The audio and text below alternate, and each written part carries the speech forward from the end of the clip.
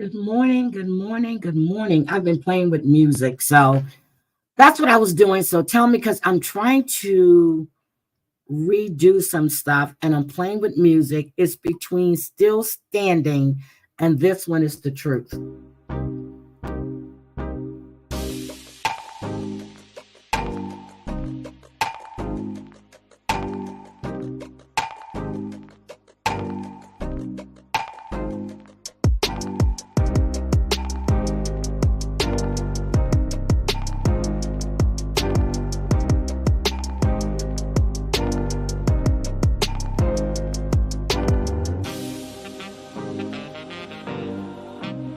I think I'm going to use that one.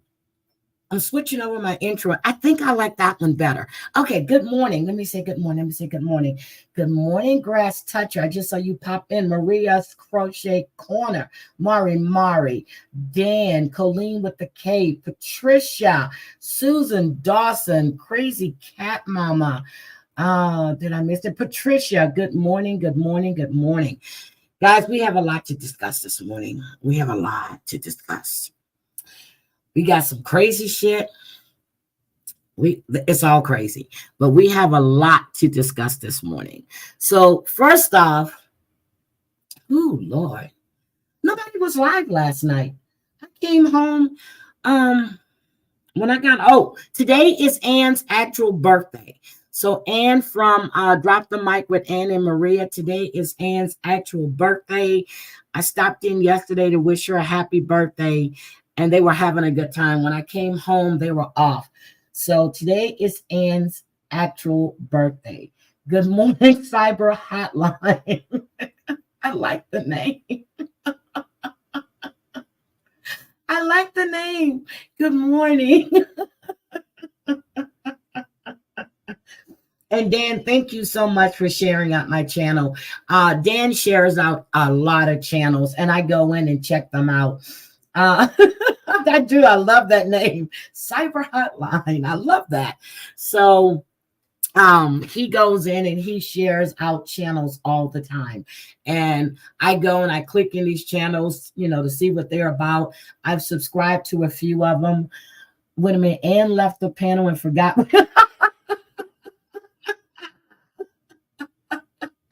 That's funny.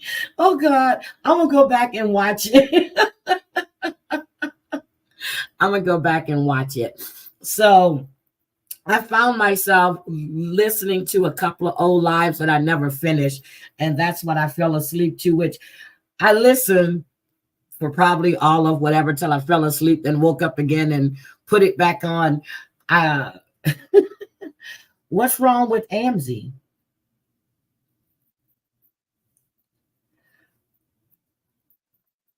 Okay, I don't know what's wrong with AMZ. I don't follow AMZ. Good morning, Jenny. Oh, how are you?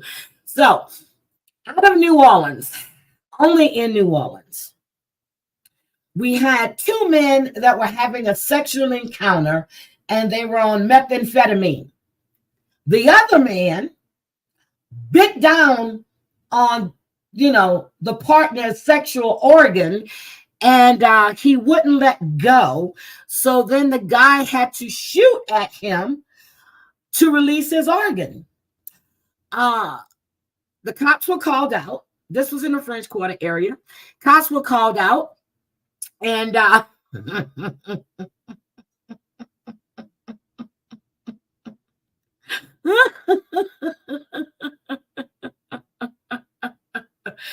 they were holding a neighbor hostage. I'm not laughing. I am. Good morning, Pamela Barr. Wait a minute. John Wolf says she tried to hurt herself, but it was a lie. Oh, I didn't hear nothing about that. I didn't hear. No, I haven't been following that trial in New Mexico, and someone else asked me about that too, Cyber Hotline. I'm going to have to check that out. So, the police came, and the guy was taken to the hospital. They said that he's going to need some repair to his organ, and he's going to be in excruciating pain for the rest of his life. I guess no more jiggy for him. The guy that was arrested is Jeremy Mitchell, and his bond is set at $298,000.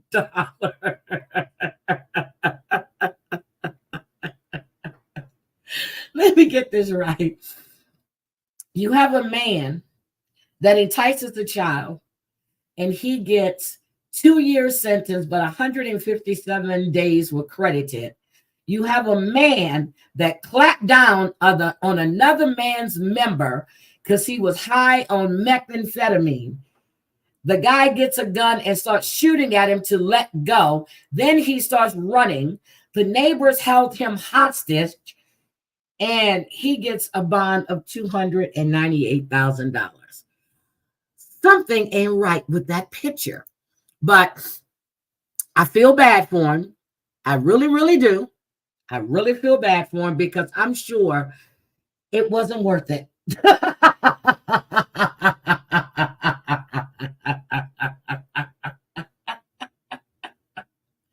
sorry. I'm sorry.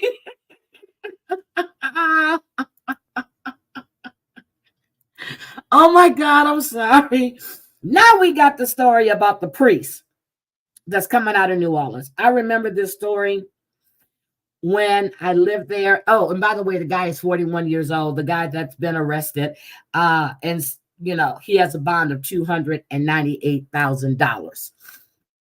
So we have a retired priest out of New Orleans, Lawrence Hector, who's been accused of multiple counts of,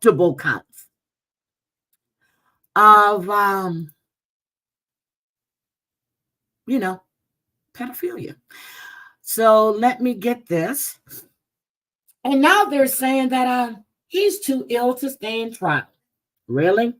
Again, with these fucking Catholic, well, I'm Catholic, with these damn priests that they move from parish to parish, knowing what they do to kids. The whole damn archdiocese should be paying out their damn nose. Let's go on to this. Priest and accused child molester Lawrence Hector was a no-show at criminal court this morning. His attorneys say he's still too sick to go on trial. WDSU investigative reporter Aubrey Killian is outside criminal court with new information. That's right. It was a dramatic day here at criminal court. Prosecutors say they will bring Lawrence Hector into the courtroom on a gurney. So in court, prosecutors said to their knowledge, Hector is conscious and is fine. Prosecutors say records show that he confessed decades ago. Today, Judge Ben Willard said the plan, it is still to go to trial. And if they can't proceed, they will discuss from there. Hector's rape and kidnapping. So Lawrence Hector is confused with child sex abuse, and he's a artist. He has, in his own words, already enumerated a litany of his child sex crimes worthy of decades in jail. He has been doing this, and they knew about it. He confessed even before his ass retired. Kidnapping charges, they date back to the 1970s. When we tracked Hector down in June last year, he was able to answer our questions and said there is good and bad in everybody. We also obtained this exclusive image of him climbing into a pickup truck. That was back in September, the day he was arrested and brought into custody. We spoke with Hector's attorneys today after court. Do you anticipate that he will be at trial next month? That's up to the state and up to the sheriff's office. Talk about, have you in fact seen him out of conscious, not being conscious? I personally, not in the last couple of weeks, no. So again, Hector is still set to go to trial. That's in March. In New Orleans, I'm Aubrey Killian, WDSU News. And prosecutors say Hector should undergo a mental competency hearing, but the defense says Hector cannot stay conscious long enough to do so. Bullshit. I'm sorry. Bullshit. Bullshit. Bullshit. Bullshit. I'm so sorry.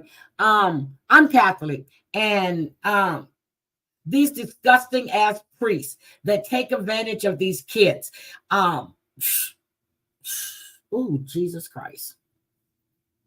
The archdiocese need to be held accountable. The Vatican needs to be held accountable because they moved them from parish to parish. They have these, they have all of these documents, like the Boy Scouts, that all of these documents now are going to be released of all of these pedophilia cases that they have and knew about. And now you're saying that he's too ill to stand trial. His ass should have been stood trial. Nasty ass men. Excuse me. Okay. I'm sorry. Okay. Whew. Now I know everybody is talking about Laken Riley, the 22-year-old that was found dead on at the University of Georgia when she never returned from her run. I'm going to discuss that as well. But there is another story that I want to go through before then. Let's see. The Vatican. Yeah.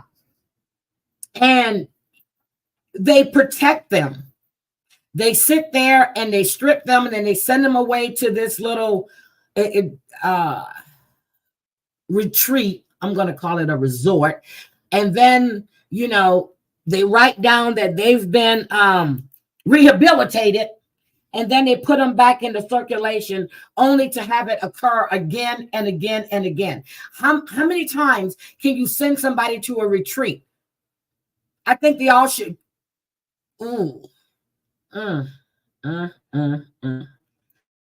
Anyway, I remember when people were opting in for chemical castration. I think they all need it. And then again, I've never understood why they don't allow these men to marry, but that has nothing to do with the pedophilia side of these men. They join the priesthood.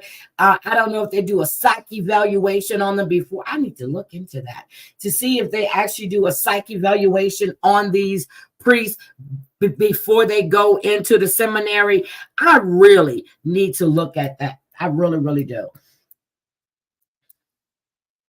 Yeah, it's not biblical. It's not written anywhere. What is it? The Presbyterian Church? No, Lutheran, because they have priests as well. I think they call them priests. They're married. They're married, but that still doesn't stop the fact that they're abusing not the Lutheran Church, the Catholic Church. They're abusing these young boys, and they always find the most vulnerable young men. Broken homes, the kids that are not getting any attention, they horn in on these kids. It's sad. Good morning, Wyatt Herb. Long time. Oh, he got dementia? Oh, Stephanie. Oh, Stephanie, happy birthday. Today. Wait a minute. Is that the same Stephanie? Your birthday was yesterday, right, Stephanie? Or is it today? So it's just that they don't do enough to protect these kids. I remember when my son and nephew they were in the Boy Scouts. I would go because when I moved to Houston, I hadn't found a job yet, which I really wasn't looking because I wasn't planning on staying. But I was there for the summer, and they went. My mom retired from the Boy Scouts, and they were in the Boy Scouts. I would go camping, and then I got on as a volunteer. I would go camping. They would sleep in an 8-man tent, and then I had my tent, which was right next to theirs, and I went camping. I'm not letting my son go anywhere for a week without me. Oh, yeah. So a lot of that was going on with the nuns, too, when I went to Catholic school. That was a big scandal, which I'm going to have to find it. And the mother houses in New Orleans, it appeared that, it started out as an assault, and then they got into a relationship. So that was a really big scandal. So there's so many scandals down there. For as the priests and nuns are concerned. I remember there were 2 nuns killed over the river from us, and there was a statue in front of Our Lady of Grace where the Blessed mother that was, and it was documented. They had all kind of people come out. They thought it was rust, but she had blood coming out of her eyes, and that's a well documented story. They had all kind of experts come out and check the statue. So I'm gonna have to do that story too. But that happened, I think I was 13, 14, because I had just left Catholic school because it only went up to 8th grade, and I had to do my my 9th grade at a public school in Houston before we moved to Texas. So yeah, that's when that happened. So I want to talk with this mother in Ohio. Damn it, Mandy brought this story to my attention, and her name is Crystal Caldera. And I'm going to show you her picture. Good morning, sweet potato. I'm so Stacy A. Good morning. In case anybody that's coming in and I really wasn't looking at the chat, I'm all in my head, trying to remember details, and I'm so sorry. Let me show you this picture. Oh, I didn't download the bitch. Hold on a second. Hold on. I'm going to let me get her really, really quick. Her name is Crystal. I always name stuff so I can grab it really quick. And let me grab her daughter's picture. Jalen. Okay. I always name things so I can easily get to it, so I don't have to be stumbling. Why don't I have Jalen? I thought I added Jalen. I did add Jalen, but I guess I didn't put JPEG behind it. Okay, I'll grab Jalen's picture. This is Crystal Candelario. She's out of Ohio. Okay, she's out of Ohio. Let's guess with the, I don't know what's going on in Ohio. I don't know what's going on there, but she's in Ohio. This piece of shit decided to take a 10-day vacation to Detroit and Puerto Rico. Jalen, who is 16 months old. Good morning, Susan Bruschetta. Good morning. Good morning. Crystal is 32. Jalen was 16 months old. She decided to take a vacation. She went to Detroit first, then she went to Puerto Rico. Guess where she left Jalen at? She took a vacation for 10 days. 10 days. Guess where she left Jalen at? She left Jalen alone at home in her playpen for 10 days. When she came back, this happened in June of 2023. When she came back, Jalen was no longer breathing. Really? Jalen was no longer breathing, so she calls 911. When they got there, the child was extremely dehydrated. She was in filth, urine, feces. It's disgusting. She left her 16-month-old daughter at home while she went to party. And that's some shit. Let me find Jalen's picture. I'm so sorry. I had it, but I guess I didn't put JPEG behind it. Let me show you how beautiful this little girl is. Let me get Jalen. Hold on. You hear me typing? I got to find the picture again because I had it and I just didn't put. Oh, they got pictures of her in Puerto Rico on the beach without her daughter. Hold on. I'm trying to make this bigger. Okay. Hold on a second. Let me see where Jalen is. I got to make this smaller. I found Jalen's picture, and now I have to find it again. Okay, I found Jalen. I'm not going to try to save it again. I'm just going to show it to you. But that is the mother that enjoyed herself in Puerto Rico as her daughter was laying in the crib. Now, she had neighbors next door. They are all outraged. They thought they were all on vacation together. They said they didn't hear anything from the home. This is a picture of Jalen.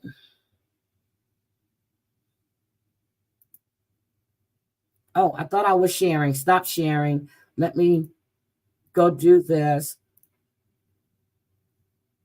Okay. Hold on. Let me take her down. You see? Let me take Crystal down. I am so discombobulated this morning. Hold on. Let me show Jalen. I was out past my bedtime. There's a picture of this beautiful little girl, 16 months old. There's Jalen. Let me make this bigger. There is Jalen. I can't make the picture bigger. Hold on. I think I can. Get that out of there. There is Jalen right there. This is what she did to that little girl. Left her home while she's on the beach. Oh, I forgot to show you the beach photo. Hold on. Let me show you the beach photo. This is sad. And then she had a caption stating that you have to enjoy life while you can. She said the time that is enjoyed is the true time lived. Look at her on the beach. As her daughter is home, there's Jalen. There she is again. There she is in court. She pleaded guilty. She's going to be sentenced on March 18th. She left that little girl at home for 10 days. Good morning, Christoph.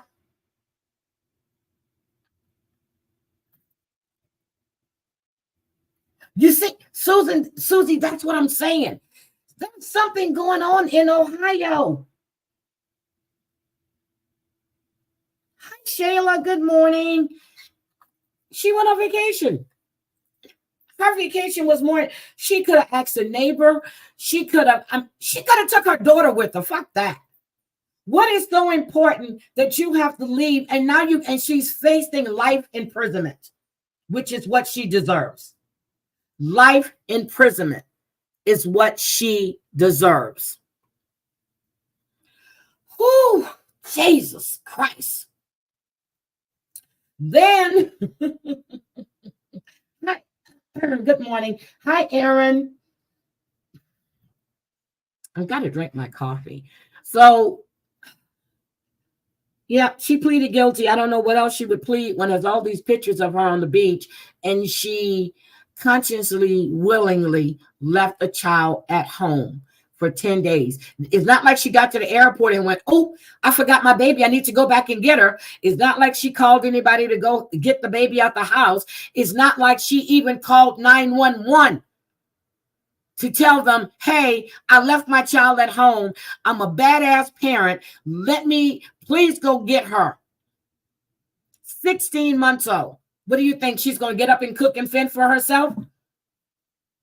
There was nothing about she left any bottles in the crib, nothing about anything. Who's going to change the child's diapers? This child was full of feces and urine, and she was severely dehydrated.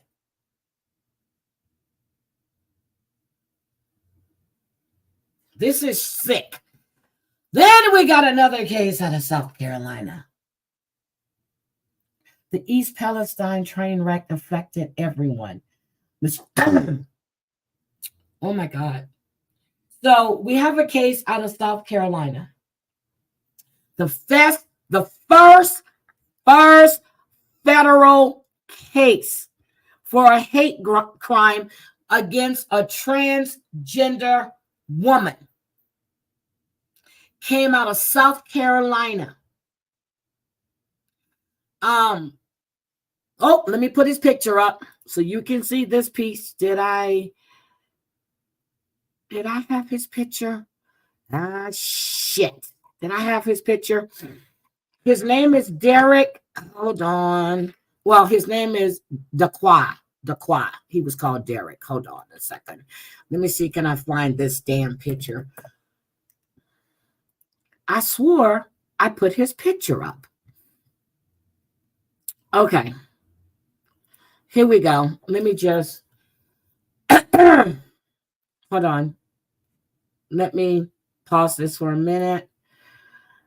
He killed his transgender side piece because he was in a relationship. She was putting out pictures. Everybody knew about the relationship. Everyone knew about this relationship. And I'm trying to find his damn picture. Hold on. I thought I saw when he had it. I had it up. I don't know where I put it. But anyway, let me just stop sharing.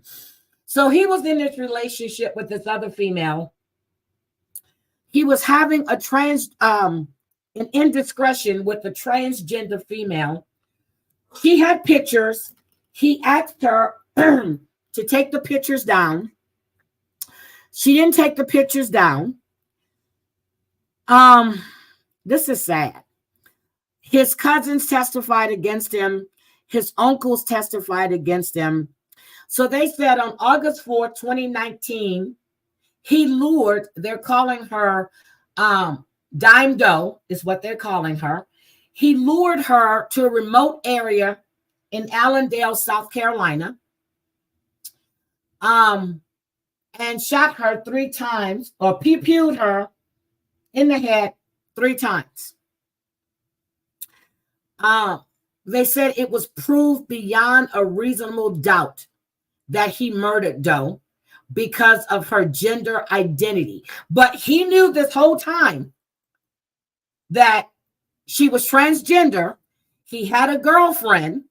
Everybody in the area where he lived, the girlfriend lived someplace else, knew about the relationship.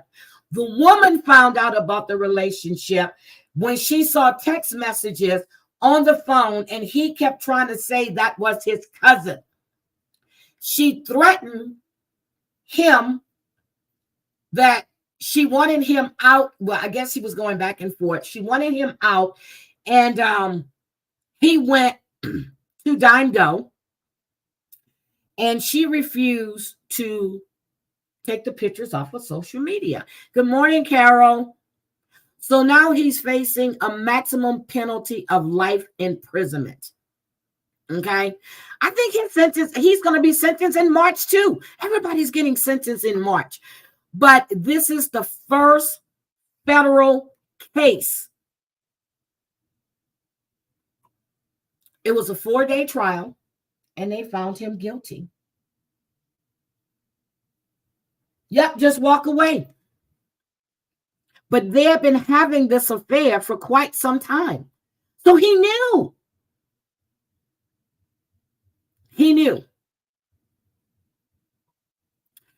So the FBI investigated it.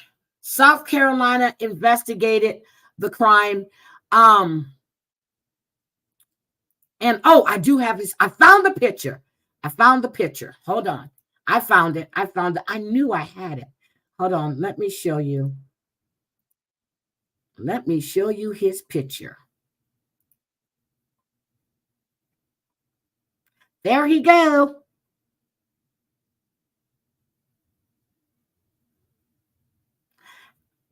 There him is. Yes, I said there him is. There he is. There he is. Shot and killed her because she would not remove a picture of them on social media. Now, Dime Doe was found slumped over the car, over the steering wheel. So she was driving. Get this, he had no car. They were riding around together. And this shit is crazy. This shit is really crazy. His his family members said that he had came to the house that same night. He was acting strange. And he had asked his uncle's ex-girlfriend for a ride.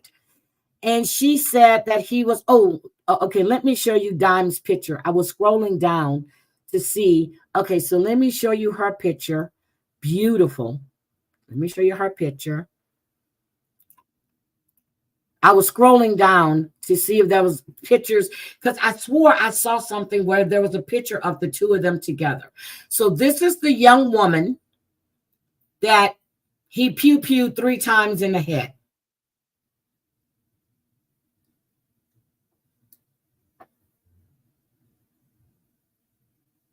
Michelle, I'm gonna have to look into that. I know there's a story that I'm gonna do on the prison in New Orleans, where when Katrina hit, the sheriff and everybody abandoned the jail. It was 650 something people that were left there to fight flooding waters and everything. And when they all came back, 517, I think, went unaccounted for. And so this is Dime Doe, beautiful eyes. That is Dime Doe, the one that was pew-pewed. So they said that he was acting really, really strange. And he seemed to be on the edge after Dime's murder. Okay. They said that they saw him take a book bag and he was dumping things into a fire pit that same night. And he had asked someone to dispose of a weapon. Now, his whole family was in court and they testified. So he had asked her to delete any kind of pictures, any kind of text messages when the rumor started spreading about them having an affair. But guess what, guys? Anything you think you delete is not deleted. It's always there. The FBI was able to pull all of the text messages. They pulled everything. So come to find out that Dime Doe's cousin was also looking to talk to Ritter. I don't know what they see in him because I don't see shit. And then when she found out that her cousin, Dime Doe, was in a relationship with Ritter, she backed off. So you had 2 cousins pursuing the same ugly piece of shit. So when Ritter asked her to get rid of everything, she told him no. The girlfriend found shit. He was threatening Doe and saying she was lying on him because he didn't want the girlfriend in Albany to break up with him. So he decided the next best thing was to pay her. Like that's going to stop everything from coming out. So the cousin said that when he got there, he was dirty. Well, no, she said days after the murder occurred, he was dirty. He was smelly. He couldn't stop pacing.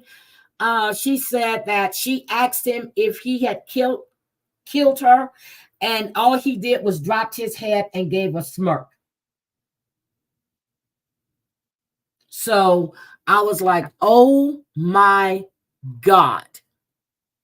So the other cousin, hold on, let me see my sheet. James Prester said that he had admitted to him, he had confessed that he killed her. So he was charged with a hate crime for the murder of a transgender woman because of the gender identity. So this became a federal case. His attorneys argued that his sexuality and relationship with Doe are not on trial, which No, it wasn't. But what was on trial was the fact that he murdered this person because he didn't want the truth to come out. He didn't want her. She didn't want to delete the pictures. She did delete all the text messages, but those were retrieved. So, yeah, he's facing life imprisonment, and he deserved. Did South Carolina have the death penalty? I don't remember. So anyway, we have this shit is crazy. So which story are you interested in, Michelle? The one about the jail in New Orleans? Because I am gonna hi Just Doom, how are you, sweetie? Hi Carol Mayhill. I am gonna do that one. So that's the story you're interested in, the one about the jail in New Orleans where all of these prisoners were abandoned during Katrina. Okay. Well, there's a nursing home. This owner of this chain of nursing homes too, he abandoned a lot of these people, couldn't get them out of there, so he's also being sued. So I have that story as well, and it's like going down. What do they call it? A rabbit hole. It's a rabbit hole because there were some guards there that were left there, but 93% of the officers that was supposed to be in that prison, they all left. I know they all had families, whatever else, but you had a job to do, and they never tried to get them out of there. So, yeah, they were left there. Oh, I know, Mari. That Brian Kohlberger's trial, there's so many twists and turns with this trial. Trust me, I've been following all of these preliminary hearings. I've been looking at the affidavits, and this shit is crazy. It is crazy. I've been watching it, and then what's this other guy's name? JR. I forgot his name. I just don't like him. I don't know. There's something about him I just don't like. He has a YouTube channel too. Somebody told me that he was a scammer, and he had been taken to court a few times, and I shouldn't even waste my time watching him. I also like to watch Dolly Vision, but that Brian Kohlberger's trial is just, it's going to be out of hand. And then Chad Daybell's trial is coming up. I'm sitting there going, I really need to stream the trials. I really want to do it. I don't know how to. Well, I know how to stream them, but I work. So I'm trying to figure out how to do that. The same way I did Jeffrey Paschal's trial. I really wanted to do those as well. Rabbit hole costs you anxiety. Yeah, prisons are a business. And I have that. And they were talking about it when I was down there. So I started looking into it, and I found all kinds of stuff online about it. There's interview with the prisoners that were there. And then there's also a prison in Texas where I think it was, I forgot how many inmates were found buried. Yeah, so I have those. And it's just me taking the time to go through everything and getting all the facts before I go live about it. So I know it's taking me a little time to get it done, but you know, when you're dealing with stuff like this, you want to make sure that you put the facts and everything out. So let's talk about Laken Riley. Laken Riley, and I heard about the story. I was paying attention to it. So she was found deceased on the University of Georgia campus, near Intramural Fields, I think is what it's called. Thank you, Michelle. I try. I like giving my take on situations too. So she was a nursing student. She had gone out for a run that morning, and she hadn't returned, so campus security was notified. This is so sad.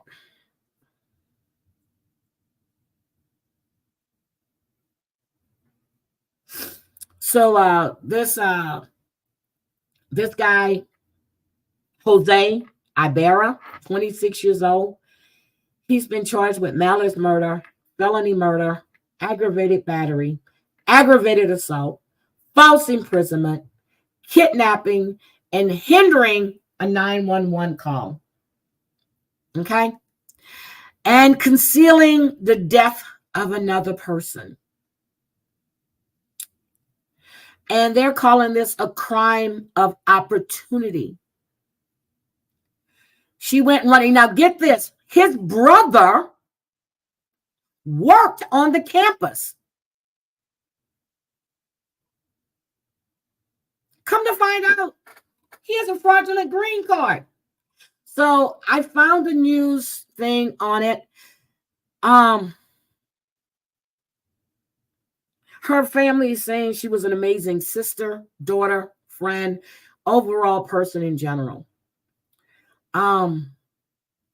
It's sad when you have a young woman that's pursuing what she loves in life. And that goes for anybody. And to have her life snuffed out by a crime of opportunity for a piece of shit that should not even have been in this country. So let's go listen to this news clip. Let's make this bigger. And I'm going to pull, I was trying to find the arrest affidavits and everything online, and I didn't find them last night. So I am definitely going to be pulling them because I want to get the time, besides the fact that she left that morning for a run, she never returned. They had the presence of mind to alert campus security. I want to see what they have on Jose and the brother. Okay, let's go. We begin in Athens, where we're learning new details about the man charged in the murder of UGA nursing student Laken Riley. Fox 5's Kim Loeffler has been covering this story for days. Kim, you've confirmed that the suspect was in the country illegally. Good evening. Good evening. Yes, Jose Antonio Ibarra faces several charges, including malice murder in the death of 22-year-old Laken Riley on the UGA campus. Now, Fox News has confirmed he was in the country illegally. We've also learned his brother was arrested for having a fake green card, which he used to get a very brief job at a dining hall on the UGA campus. This court is not authorized under Georgia law to set bond in light of these charges. On Saturday, a judge denied bond for 26-year-old Jose Antonio Ibarra. He was arrested and booked into the Athens-Clarke County Jail Friday night after his arrest in the death of 22-year-old Augusta University nursing student Laken Riley. He did not know her at all. I think this was a crime of opportunity. That's what I read. Where he saw an individual and bad things happen. Police found Riley's body near Lake Herrick Thursday after a friend called them concerned when she didn't return home from a run. Police say she died from blunt force trauma. Fox News confirmed Ibarra was in the country illegally, crossing into El Paso from Venezuela in September of 2022 and was released into the country via parole. The evidence suggests that this was a solo act. We took 3 or 4 people in custody. However, we're only going to arrest one in this case. Ibarra's brother, 29-year-old Diego Ibarra, was also arrested Friday for having a fake green card after Athens-Clarke County police stopped him for matching the murder suspect's description. He's had several arrests since September of last year. UGA officials say Diego used that fake green card to get a job as a dishwasher at Bolton Dining Hall on UGA's campus on February 6. Officials say he failed to submit further documents to keep the job and was fired. They added he was never paid. Governor Brian Kemp sent a letter to President Joe Biden Saturday demanding answers, saying, quote, "The American people deserve to know who is illegally entering our country due to your administration's failures and what risks and challenges every state must face." Georgia Speaker of the House John Burns also released a statement Saturday saying, quote, "House leadership will be pressing for answers over the coming days as to why exactly the suspect and his brother continue to roam freely in the Athens area." Democratic State Senator Jason Estevez stressed this is a time to mourn. He took to X saying, quote, "Laken Riley's family deserves a space to grieve without being used for cheap political points." First of all, they shouldn't even be grieving. Okay, they shouldn't even be grieving if these people were not here illegally. Now, UGA officials did stress there is no longer a threat to the community after news of this arrest. We do know Riley's sorority will be holding a vigil at 3 p.m. on Monday. That'll be at Tate Plaza in her honor. Live this evening in Athens, Kim Loeffler, Fox 5 News. Yeah, Kim, the eyes of the nation fixated on the small town of Athens. Thanks so much. Athens, Georgia is gorgeous. Yeah, Athens, Georgia is gorgeous. So what they didn't say is that he lived like 5-minute walk away from the crime scene. They didn't say that. He was a 5-minute walk away from the crime scene. So they were living there. I'm trying to see if they were living with anyone. But he saw her. It was a crime of opportunity. What possessed him to do this is what I really want to know. What the hell was he thinking? That he wasn't going to get caught?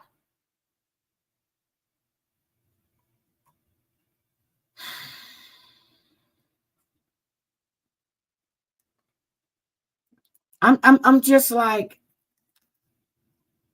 and you know, they're talking about our family deserved to be grieving, but the family should not be grieving.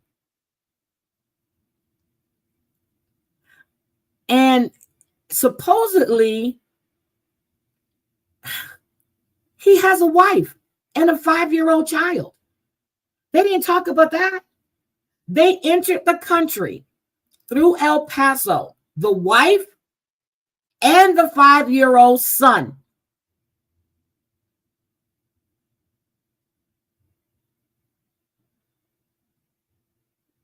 They had pictures of him, which I was trying to find those, when he was in New York, September 15th, with his wife and his son. It was posted all over social media.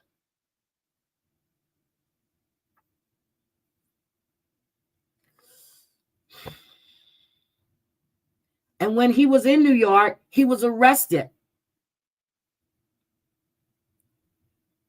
in August for endangering the welfare of a child after he was caught in Queens riding a gas-powered moped with his son on the back without a helmet. So they're not even mentioning the wife and the son at all. And I was like, okay, are they still together? You know, where is she? So I was looking, I was reading, and I found another article. They split up in November. 90K. They split up in November. And that's when he went to Georgia to live with his brother Diego, the other one that was arrested with the fake green card. That is some shit. And then I found a picture of his wife. And let me get you that. I found the picture of his wife. So let me show you this one. I will show you the picture of the wife.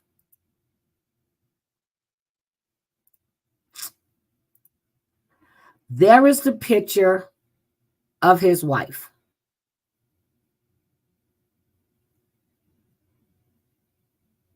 Allegedly, that's his wife. Allegedly, that's his wife.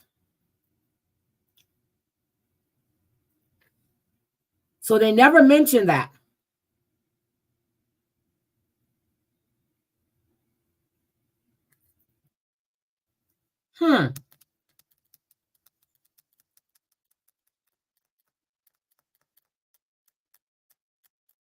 Now, he did go back to New York because he had to go to immigration court. He went back to New York in December. And from what I was reading, his wife got a phone call from a family member, and that's when she started seeing about his arrest all over the place.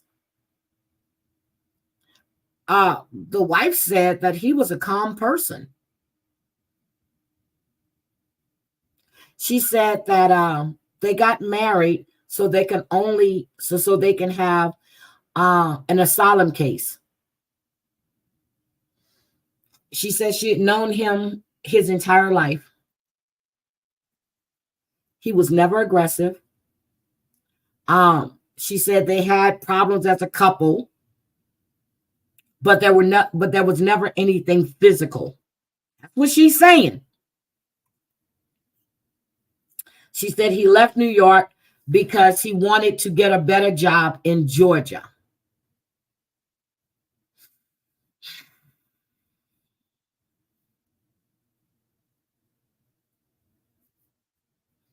She said that she has a lot of faith that this wasn't her husband. There has to be a misunderstanding. And then she says that if he did do it, he has to pay for what he did.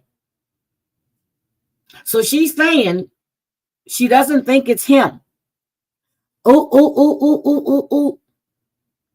Is that him? Yep. That's what she's saying. She said he was never violent. He was never aggressive. Let's see them blaming this on drugs. Oh, you've been watching them, Scottish Deborah? Oh, yeah, they're horrible. Today, I'm going to be listening to Risa Tessa. Or is it Ressa Tessa? I'm going to be listening to her today while I'm doing stuff around here, laundry, vacuuming, and all that kind of stuff. So I will be listening to that. But this whole case is so disgusting. And it's always the fact, oh, he was a good guy. He was this. I'm surprised about that.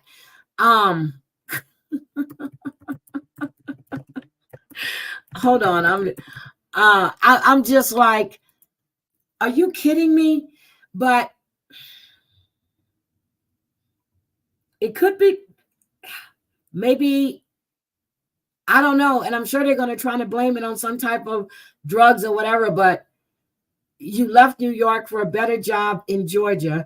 You went to be with your brother, but we just heard that your brother didn't keep the job he had because they asked him for more paperwork and he couldn't produce it, so he was fired, but he never got paid. So I don't know how you do that because he did do work. I got to look and see if you can't pay somebody. So I'm just totally shocked about this whole situation with this young woman. And you know, they're saying that the parents deserve to grieve. The parents deserve to have their daughter and not be making funeral plans. I did see that they were making funeral plans for her, but I didn't get to see. And I saw Michelle put in, I think it was Michelle or Sue, that it was supposed to be March 1st.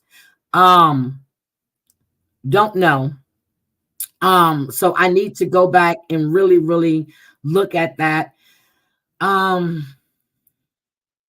I know that cult leader, Nature Boy, is supposed to be in court. So definitely going to go check him out. Also, there's an update on the young child that was shot in the head at Lakewood Church.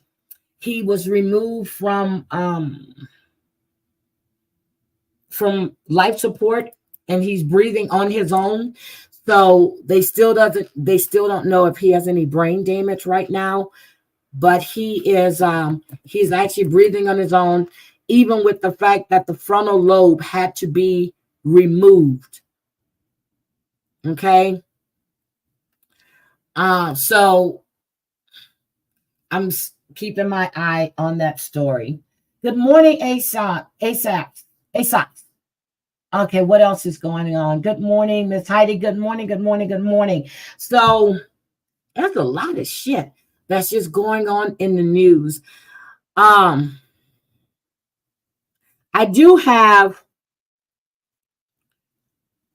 a thing from Mandu that I told you guys about yesterday that I wanted to share. And I'm going to do that right now before I get out of here, because this, hold on, let me go back because I watched it. Let me go all the way back. It's only 22 minutes and 31 seconds. So I'm going to show you this. And I've been watching a lot of stuff that's going on with that they're posting as well. I'm going to say fair use, and he does put up. Crazy Cat Mama, I never received my oranges.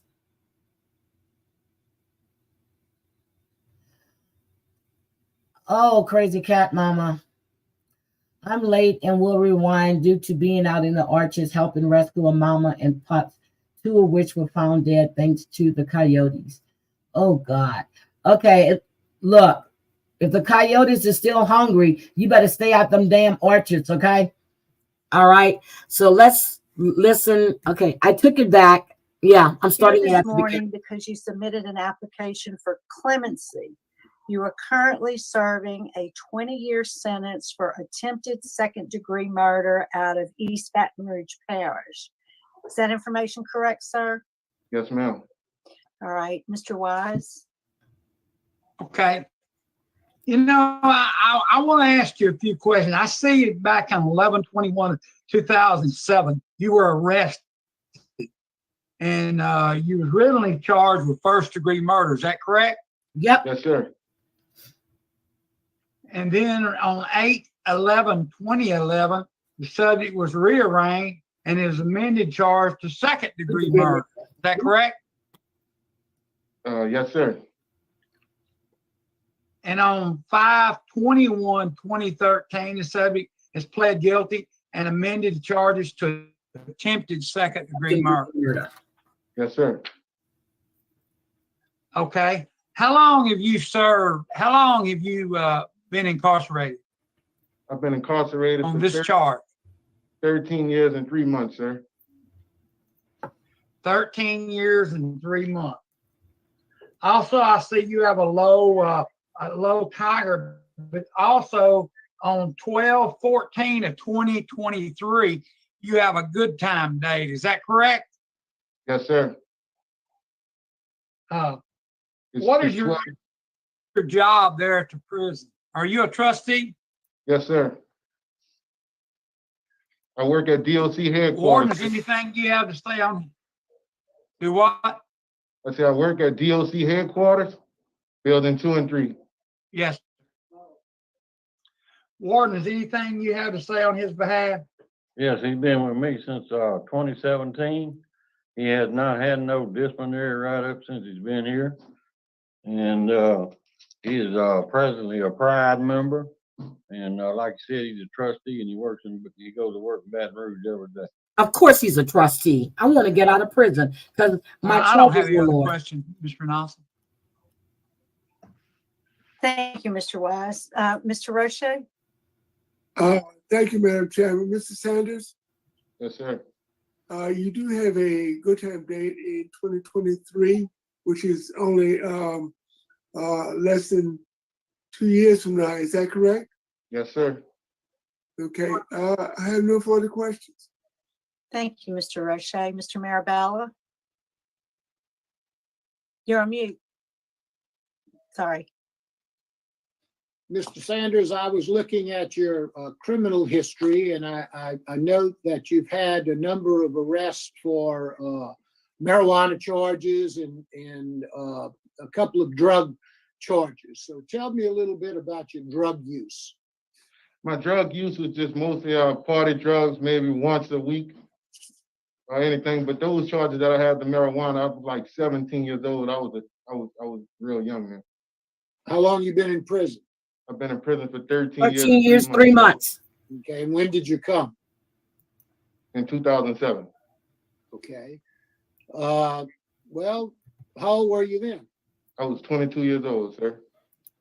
Okay, well, you had the drug charges several drug charges, 1, 2, 3, 4, 5, 6 drug charges, a couple of years before that.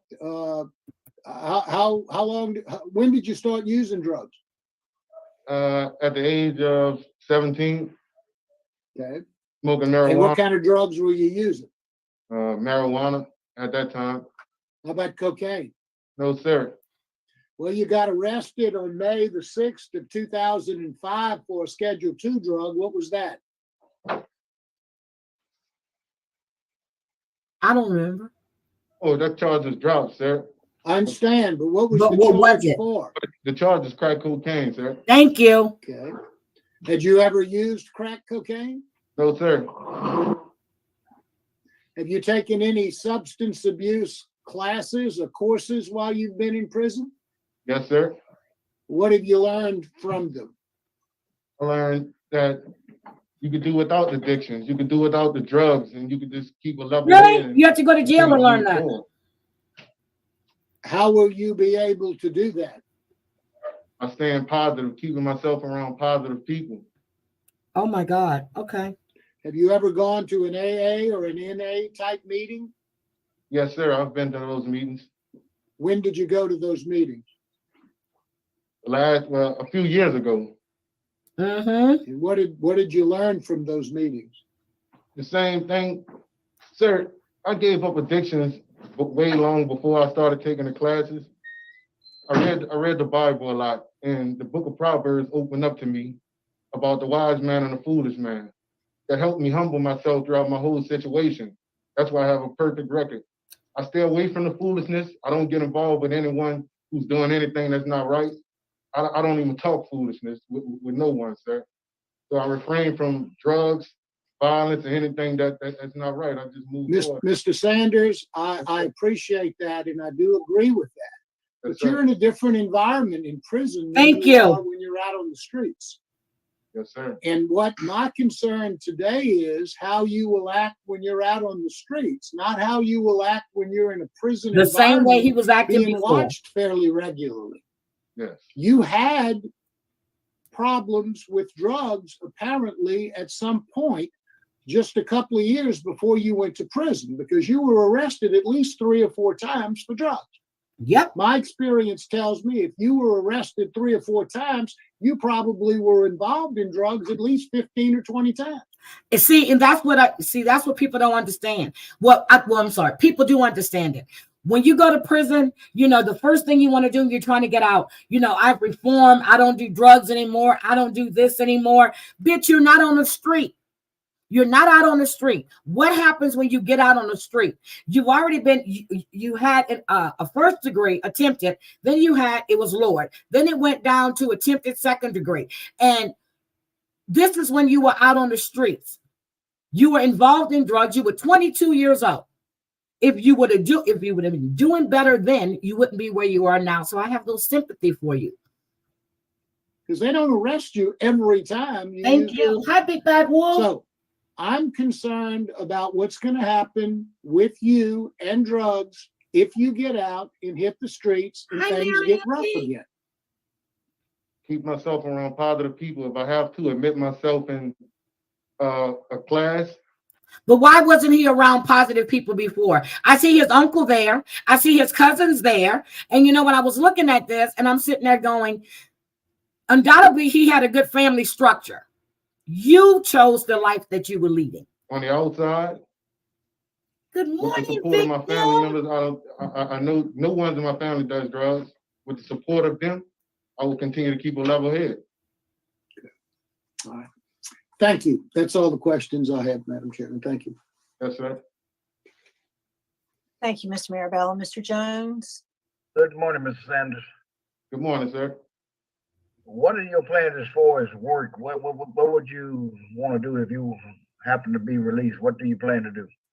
I have a job waiting for me now at KW Walk, at K Walk LLC, and it's auto body shop.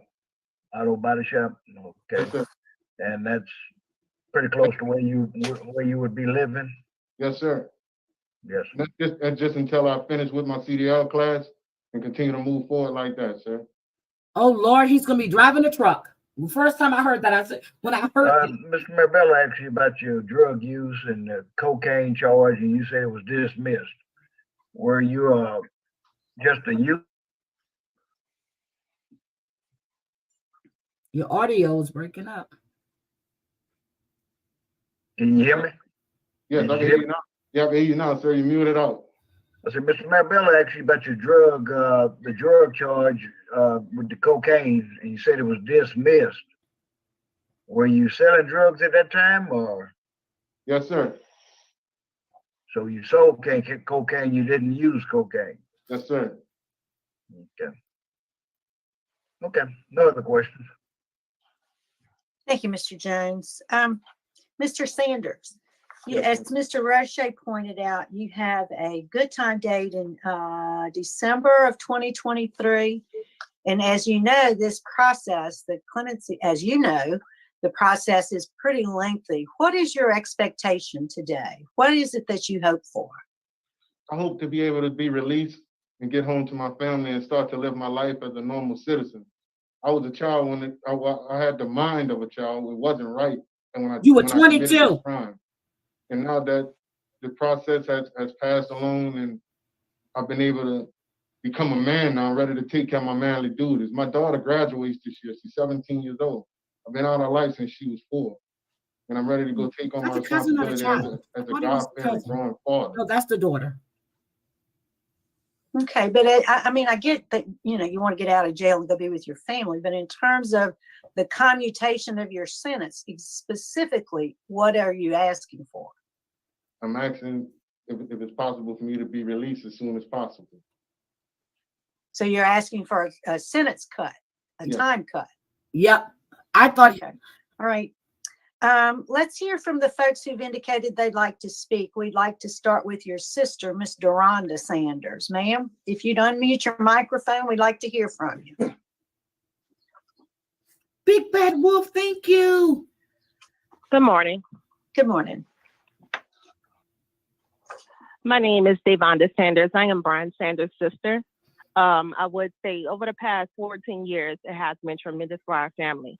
He has really changed as well, and I see the growth, especially with him coming home and getting his CDLs as well. I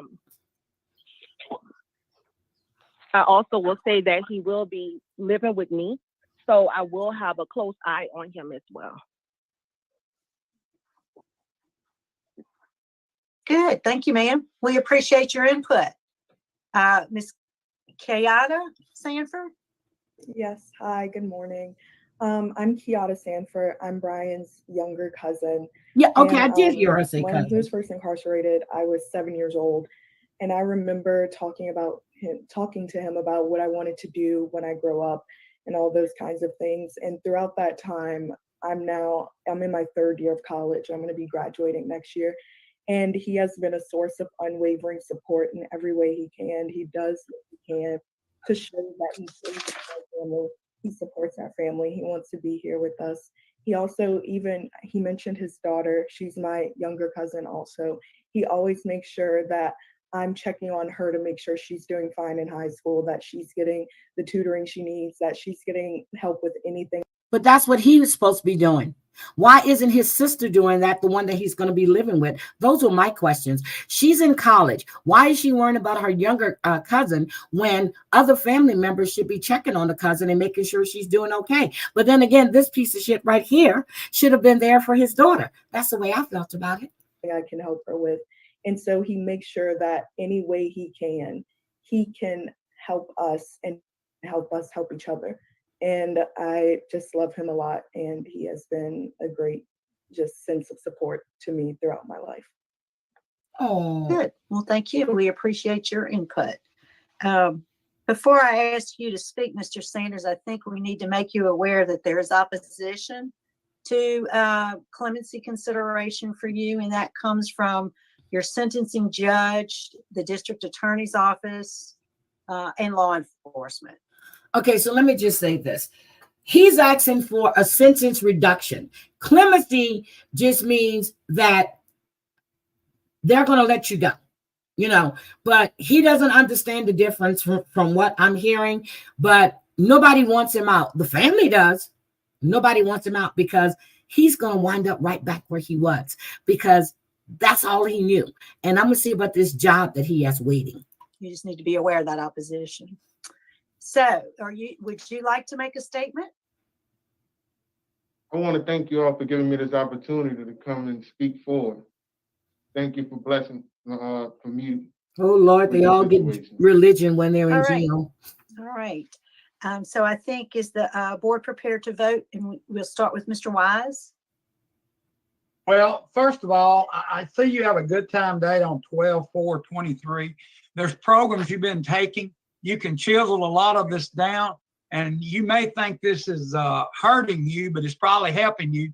If you'll go in there and start working on some programs, you'll have a chance probably to get out before the process if we was to grant you. So today I'm voting to deny. You have law enforcement opposition, and also you have a good time date on 12/4/23. Thank you. Thank you, Mr. Wise. Mr. Roche? Madam Chairman, my vote is the same for the same reasons. Yep. Deny. Mr. Marabella?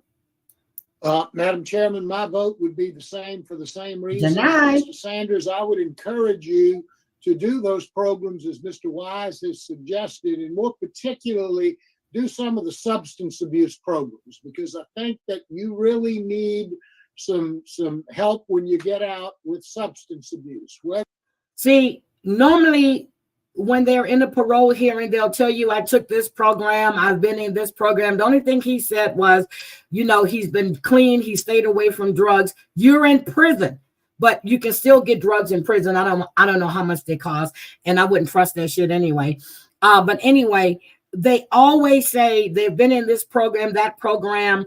I still remember the grandfather who said that his 9-year-old or 7-year-old granddaughter got on his face and talked about make it harder, Papa, make it harder. And he took all of these classes. They're full of shit. They're going to say anything they can to get out on parole, but you're not working the programs that they put in the system in place for you to get the help that you really need. Whether you believe you were addicted or not, you had an issue. And I certainly wouldn't want to see you get out there and fall back into that same old trap. We don't want to see you come back. Oh, he's going to be back. Denying you today, we're really not suggesting you're not doing well and you're not doing your job. As Mr. Wise points out, we're probably helping you get out quicker by doing it this way. Thank you, Mr. Marabella. Mr. Jones? Yes, Madam Chairman, I concur with my colleagues. My vote is to deny. Deny. So, Mr. Sanders, you've received 4 votes to deny your application, because we believe your good time date would come up before the process could get to you, which is more in your favor. So today, sir, your application for clemency's been denied, and we all agree and encourage you to take advantage of any program opportunities that you may be able to do. Thank you, sir. Good luck to you. Thank you. And I know that. So it was denied. And I was listening to him and I was like, are you freaking kidding me? You're saying everything that you can say, except for I've worked this program, you know, I'm a trustee, but you're still not educating yourself. And when he was asked about the cocaine about cocaine, no. And then he says, okay, but you were arrested with it. And then he goes to say, yeah, but I never used. Okay, that wasn't the question. Good morning, Jody. That was not the question. And then, guys, I was watching Predators. There is this man, what is it, Predators catcher, he has a fixation on his daughter. He has nude pictures of his young daughter in the phone. And he used them because he says it helps him. No, he hasn't found time to improve. This man has pictures of his daughter in his phone. And he says that it helps. Oh my God. What is it? It's predator catchers. I was watching that video and I'm like, are you fucking kidding me? Your daughter, his daughter.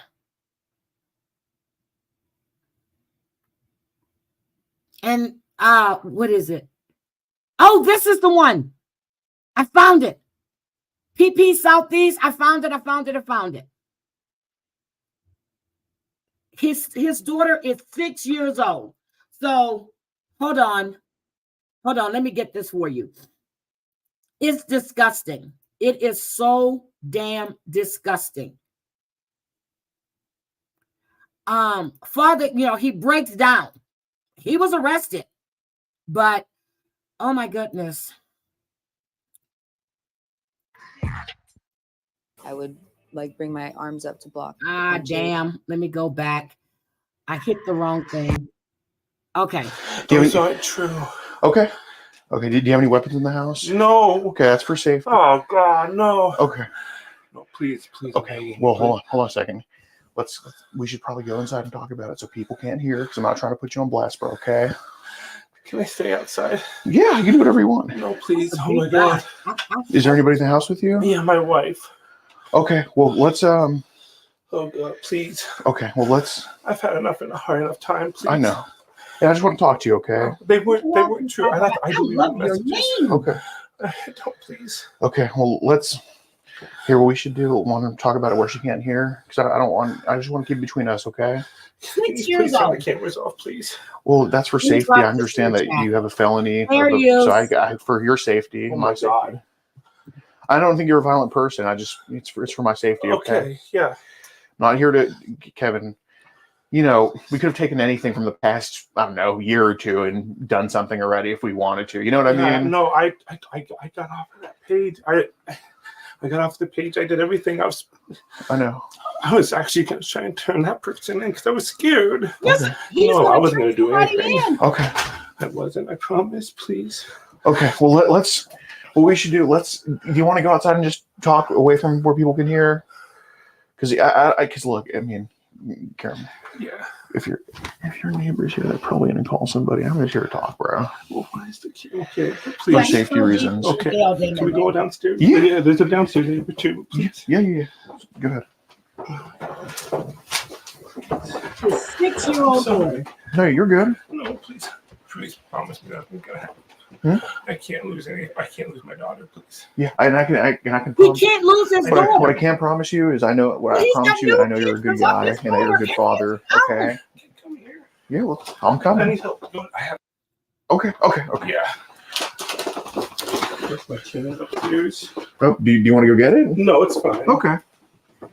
Look how he's faking. I was just trying to relax. Where's the flower girl? No, just kidding. Oh. He's faking. I'm so sorry. You're good, man. Just after this, I haven't been able to think properly and everything. Okay. I was just, like I said, I was just trying to really kind of course him and then kind of giving things up because I don't have any of that stuff. Okay. And I was like really scared because you started listing off like all these sites that I've never heard of or anything. Okay. I don't do that kind of stuff. Okay. I'm hardly alone with my daughter because after and everything. And so I've been kind of staying at my store, and she's been staying with my mom. You still? Yeah. Nice. Yeah. So you actually own you own your own business? Yeah, for 10 years. That's awesome. I watch ID Discovery a lot, though, but I check out faking it. Pages started popping up, and I accidentally clicked that one, and then I was scrolling through. Sure. And then it said that, and like I said, I was thinking because I don't like that kind of stuff. I was trying to kind of do what you guys do. Okay. Listen, he's making himself seem like he's very hyper. He was trying to get this guy to confess so he can turn him in because he doesn't do this. But when you watch this and you listen to this BS he's saying, and then when he gets him to confess that he has pictures of his 6-year-old daughter's butt, a couple of naked pictures, and I'm like, are you fucking kidding me? In his cell phone. in his phone. And then they asked him, should we go to your daughter's school? This shit is crazy. Hold on, let me just play this. Okay. I know I don't have the proper channels. I'm a step away. I need to So get that's to kind the of what it was, but I had no intentions of ever joining those people. I don't have any of that stuff. That's why I deleted the messages, and as soon as he right in, I was like, no, delete it, whatever. I don't even know what he said after that. Okay. So yeah, I put his messages. You want to go to the side over there? No, I'm fine. Okay. Okay. Yeah, I put his messages on mute, and I just kept deleting them as soon as they came through. Okay. Yeah. Got it. Yeah, because it just spooked me out, and I just didn't like it, Yeah, absolutely. So you've been you've been basically kind of trying to go undercover as well. Yeah. Okay. How long have you? I mean, I think we can learn a lot from each other. How long have you been going undercover for? Well, I have a bachelor's degree in psychology. Awesome. So I kind of understand, the mind and stuff like that. Sure. And so, really, I babysat my nephews and niece. Okay. And my uncle, their dad. Sure. He kind of had a few, strange guys come in, and hang out with the daughter, the niece. Mm-hmm. And so ever since then, they're kind of reason why I got into psychology. Okay. And my God. I just haven't liked it ever since then. And does he look like he's in psychology? I forgot he even said that.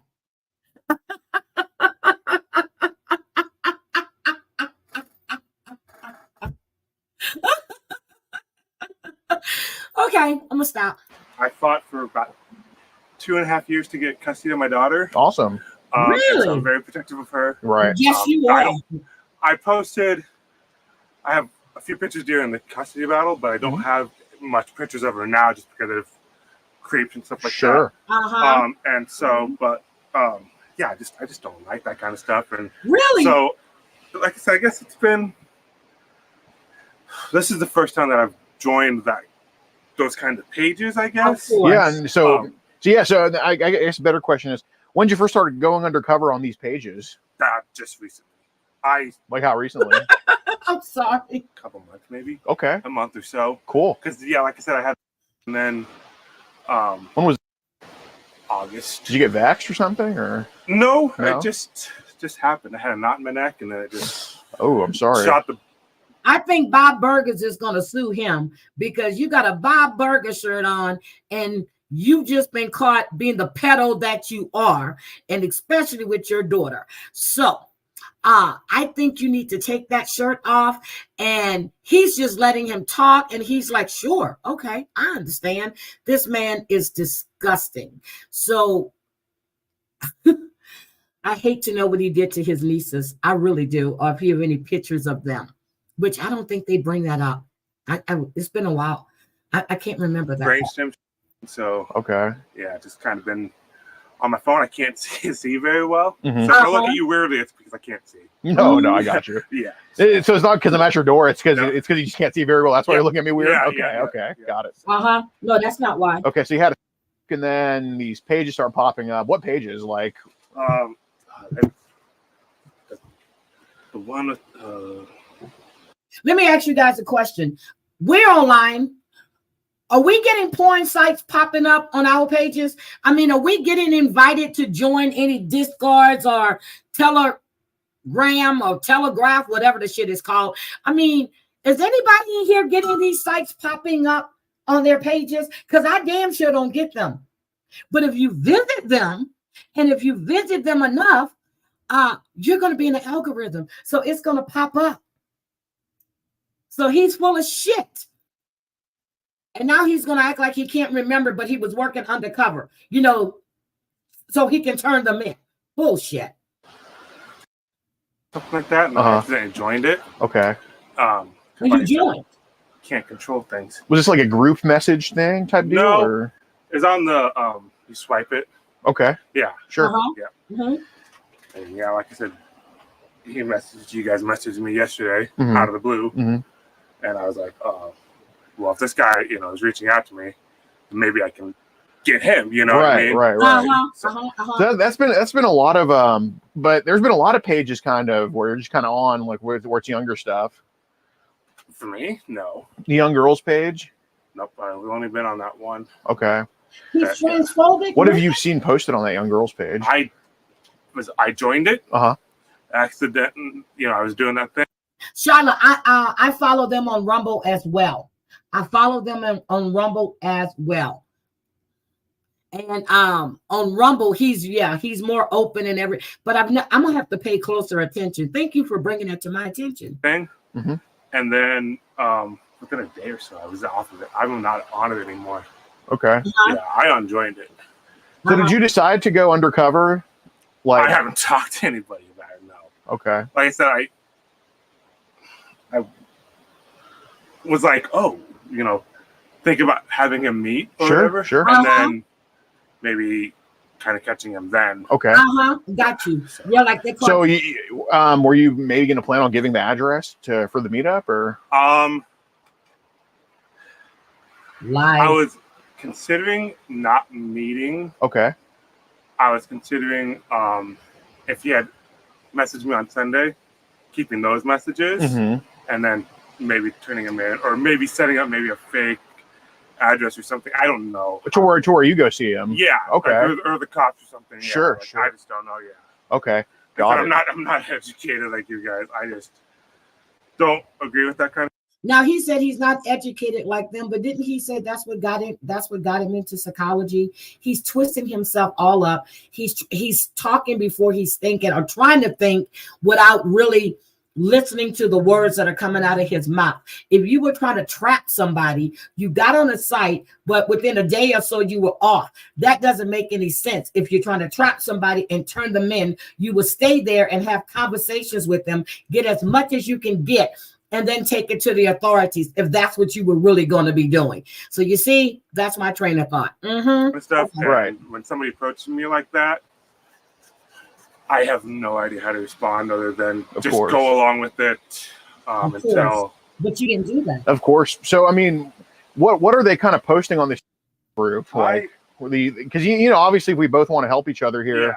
Are you part of the group or not? No. So basically, I guess we quote unquote joined it like literally a day ago. Oh, okay. So I'm kind of so educate me because I don't have much information at all as well. Just the stuff you do have, try our best, because I feel like this can turn into some type of partnership. And hold on, there wasn't much. I want to see when they're sitting down on the step. Okay. But yeah, there wasn't any young stuff. Mm-hmm. But yeah, like I said, there was a bunch of let's make private groups or things like that. Sure. Like WhatsApps and stuff like that. Okay. I don't do WhatsApps and I don't do any of that stuff. So I can't tell you what's on. I'm gonna skip ahead a little bit because I want you to hear the part about his daughter. Invite and then if you guys want to go back, what's an invite group? Play the whole thing. That's I don't do. Time when my wife's at work. I mean, you're telling him truths in this messages here, man. Hold on, let me get. That's what I said. To that part. Okay, so that's what you were trying to communicate with him, that hey, you can come over, touch her, and do all this stuff. Okay. Yeah, that's all. So.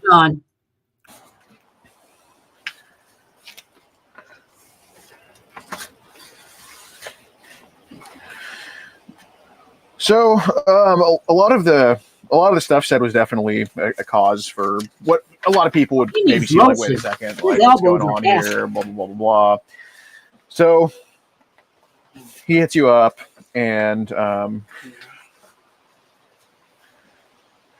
think, how'd y'all start talking about y'all's daughter, or your daughter, sorry? I just brought her up. You brought your daughter up? Yeah, because I figured that he knew that I had a daughter, and okay. Yeah, because I just asked, what ages they like. Okay. And stuff like that. So, so you brought the daughter up first? Yeah. Okay. Yes. No, that's fine. Just because I was like, yeah, I have a 6-year-old or whatever. Right, and people can go hard to save the kids for sure, and I get it. Yeah. So you I think who asked the preference first? Was it you or him? How'd that kind of go? Oh, I think I asked what age. You asked his preference. What did he say? 8 to 16, I think. Okay. What'd you say? I said same. Okay. Yeah, I don't really care. Yeah. And I think you said your daughter's 6. I was like, yeah, mine's 6, gonna be 7. Yeah. Okay, got it. So then what was said after that? I really don't know. Okay. Yeah. Like I said, my short-term memory. No, it's fair enough. So you said you'd be her first, but she's got to She got to learn. She got to learn sometime. But yeah. Hey, it's Iowa. There's not a lot of. Hey, you still learn LEAR, and in Iowa, there's just not a lot of ends anyway. Yeah. So, yeah. Barely anyone. But yeah, like I said, she hasn't. I haven't done anything. Nobody's done anything with her. So. Okay, and what did y'all talk about doing with her? I just said touching and seeing her naked. Okay. And stuff like that, which I haven't touched with her with that. So. No, but I'm talking about what did you and my guy talk about doing with her? Oh, I said that I think doing the same thing. Yeah. Okay. Yeah. So when you say I'm just asking what you meant when you were just talking about this. When you say you'd be her first, but she's got to learn sometime. So what do you mean by her first? Like first guy she'd be, hanging out with or whatever. Oh, come on. What does that actually mean? What does you got to learn? What does she got to learn mean? Oh, to be around like strangers and stuff like that. Yeah, okay. That's what I meant. Okay. So you're going to be her first.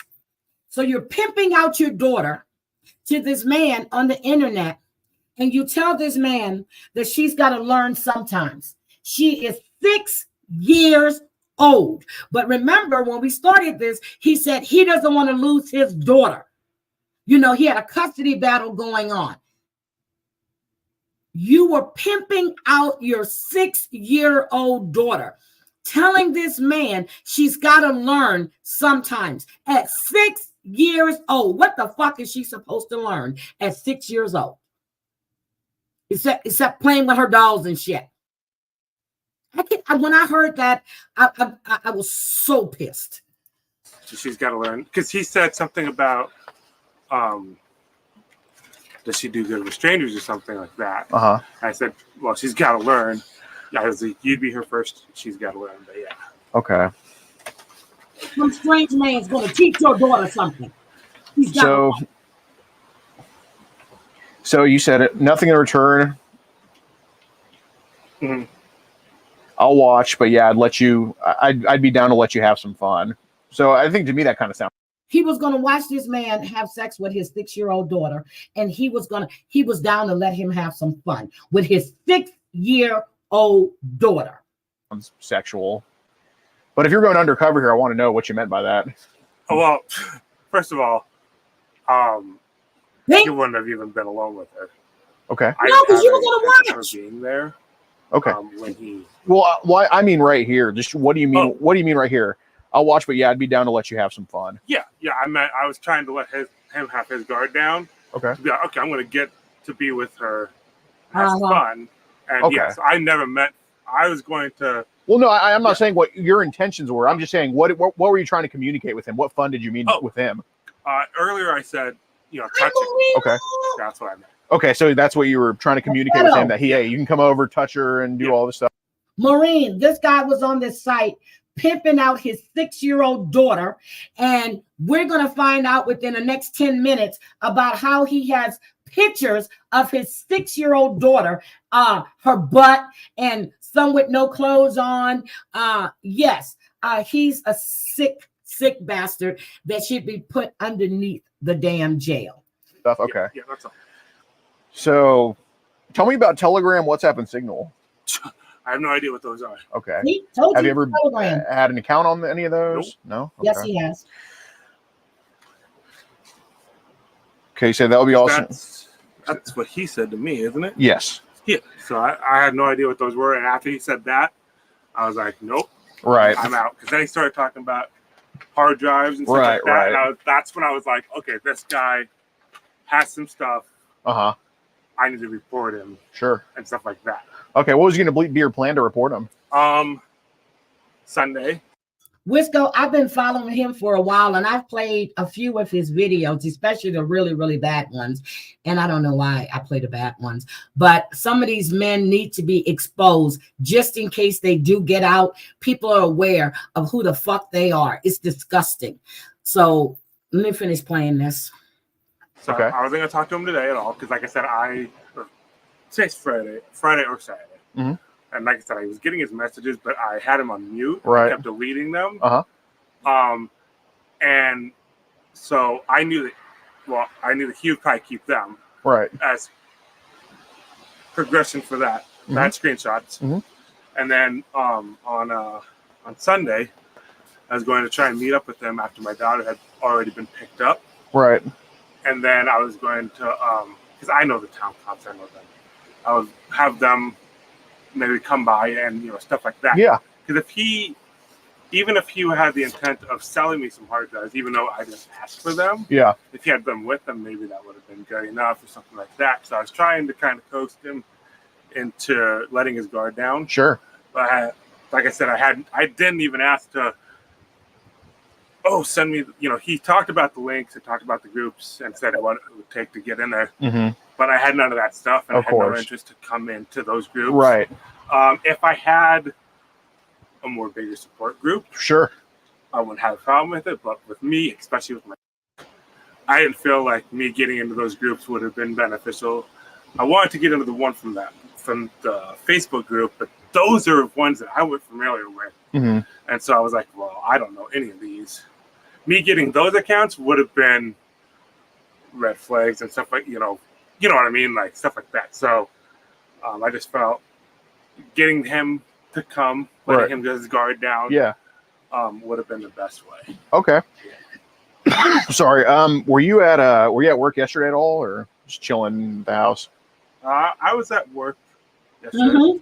Okay. How long do you think? until 11 p.m., 12 p.m. or 12 a.m. Yeah. All right. Got it. And today, just taking the day off or whatever. Yep. Okay. Yep. Fair enough. We had a meeting at my Mhm. school, or at school, Sure. and then we were just hanging out before we picked her up. Okay. So he's saying here, mine turned 7 this month, and he says, "Oh, sweet. Do you ever get any playtime?" And you said, "Yeah." Do you live close to Iowa?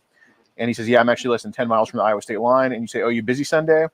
And he says, "No, what's up?" And you said, "I didn't know if you wanted to meet her, and you'd be her first, but she's got to learn sometime." learn. Okay. So Like I said, she would be with her mom on Sunday, but it's a good, you know, it's a personal lie. That's a believable lie. Uh-huh. That's something that's like, oh, my daughter gets dropped off on Sunday.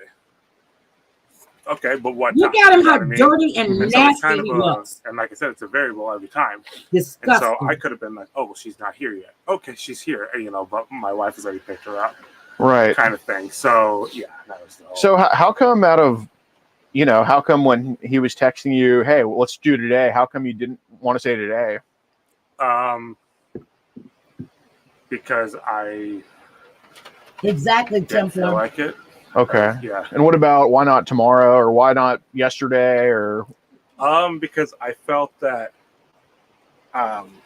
Saturday would have been a good time for me to prep everything. Saturday would be a good time for you to prep? Yeah. Uh-huh. Okay, like prep in what way? Uh-huh. Talk to the cops, do that kind of Really? thing. Uh-huh. Okay. Have you told anybody Have you about this called them? yet? No. No? Okay. Uh-huh. So you reported 0 profiles, told nobody about this, and is there a reason why you're choosing Sunday, the day that, so there's a reason I asked you, when does she go to work? When does your daughter come home? Mm. Is there a reason you chose the day that your daughter would actually be home and your wife would be at work to invite him over? So I would be at the store, Okay. and So he's around kids. her mom usually stays there until my wife picks her up anyway. Uh-huh. It's like I said, I can't be alone because if I fall or something happens. Yeah. And so, you know, she usually brings her back and then hangs out. She shows her some games or whatever. And then I would stay at the store and kind of work. Mhm. And my wife would take her there. And so I felt Sunday was a decent day to do it. Okay, but you told this online the truth about when your daughter gets back in your custody, and if the intent wasn't to have him go see her, you could have chosen today. You could have prepped today, chose tomorrow. Well, you could have chose this. So do you understand why I'm like kind of like, okay, why are you choosing the day when your wife's at work? Why are you choosing the day when? But it's a day that my wife gets off work earlier. See, he's lying. So him and his wife, he's gonna have this guy to come visit after his daughter's mother drop her off. But yet he says he can't be alone with his daughter because of his condition. He may fall. So is the wife involved with this? And I'm trying to remember if that question came up, and I can't remember because I think the wife knows his little inconsistencies. It's just disgusting. And she picks her up and takes her home. You see what I'm saying? Yeah, but you told me that your mom's the one that picks her up from your mom is the one that picks her up from your ex's house, not your wife. Oh my gosh. Okay. And your wife gets off at 3, and you said she home at 2, and you said I'd still have some time when my wife's at work. I mean, you're telling him truths in this messages here, man. Yep. I'm okay. That's what I said. Will you please let me explain? Yeah. Her mom drops her off and picks her up from our place. Okay. We meet at my store. Okay. She lives with okay. So she picks her up. She drops her off. Doesn't want her to leave, and she stays until my wife gets off of work. I was planning on after my wife picked her up after work at around 3. She picks her up from? No, she picks her up from my store. Okay. So my wife would get off work, pick her up. You know how short distance that is. Would pick her up and take, I wouldn't be alone. I was going to be at the store. Okay. He's lying. But you told me at 2:00 your daughter gets dropped off here or wherever. So at my store. Yeah. Okay. So I'm sorry, your wife, what's her name? Your wife's name? Amanda? My wife gets off at 3, and you said you just told me your daughter gets home at 2. Yes, she gets dropped off, and my ex, her mom, stays there with her and hangs out at the store because they're talking to her. She wants to show her a new game or something. Okay. You see what I'm saying? And so me saying, this would be a believable story because, First of all, the guy doesn't know anything about what time your wife gets off or what time the mother drops her off unless you tell them. So it's not believable. He's going to believe anything you say. Just like he said, you were telling him the truth in those messages. So he's a damn lie. He can't keep it straight, but he's into psychology. Got you. I want you to be my psychologist because God damn, you got your shit together. No. And so it would let. Oh yeah, trigger warning. Send up I'm red sorry. flags for that. Let me put this trigger You see what I'm warning saying? on. So what time would you have had? So you were saying you wanted to 4 or 5. 4 or 5 Yeah. to come meet you? Yes. Okay. Yes. At the store? Yeah. At the store? Yeah, I would have been like, oh yeah, my daughter just got dropped off. We've got a few hours and stuff like that. That was the plan. Okay. If I did it, but like I said, I would. Yeah. But do you see why choosing Sunday, choosing a day that she's not, that you actually have custody of her would be kind of a red flag? Yeah. Okay. But I wasn't going to message him until after she was already, because I know he lived, this amount of time away. And I would make sure that she was already home before I did it. Really? Okay. Yeah. Well, Kevin, so there's also messages saying that, the only thing that's happened so far between you and is you've touched, you have nudes of her on your phone. I didn't say on the phone. I just said you have nudes of her. Yeah, I guess I did say it, but that was a lie because he said that about the getting into the groups. Okay. Yeah. But you said I just said seeing her nude, which help with showers and baths and stuff like that. Well, you said pictures, but no videos yet. Oh yeah, you're right. Yeah. Okay. But like I said, that was just more of. Why were you so specific with no videos yet, but only pictures? Yep.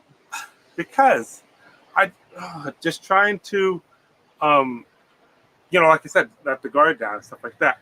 I guess I would feel that like I felt that saying that would show that I didn't have much experience in that kind of area, I guess. But yeah, I guess you're right. But yeah. I mean, it just seems like somebody who's going undercover after only being on here a couple weeks just knows the lingo, knows the terminology, knows what to say. Because this is very similar to how we communicate with people. Well, like I said, I was just trying to be but smart and stuff like that. But do you see how your story is going all over the place a little bit here? How it's kind of just changing from she comes home at 2 to she was going to wait over there at 3, and I've been completely honest with you. I said that my wife gets off at 3. And it's dropped off around 2-ish. My mom stays there. I was gonna have him come around 4 or 5. Yeah, but you didn't tell me that part. You just said she gets dropped off here. But you never asked anyway.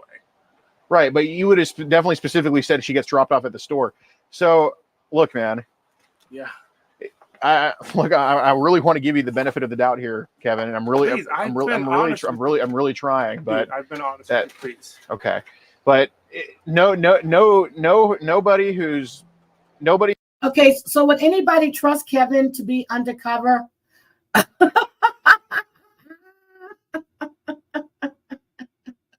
Because he's a sick bastard, Shyla.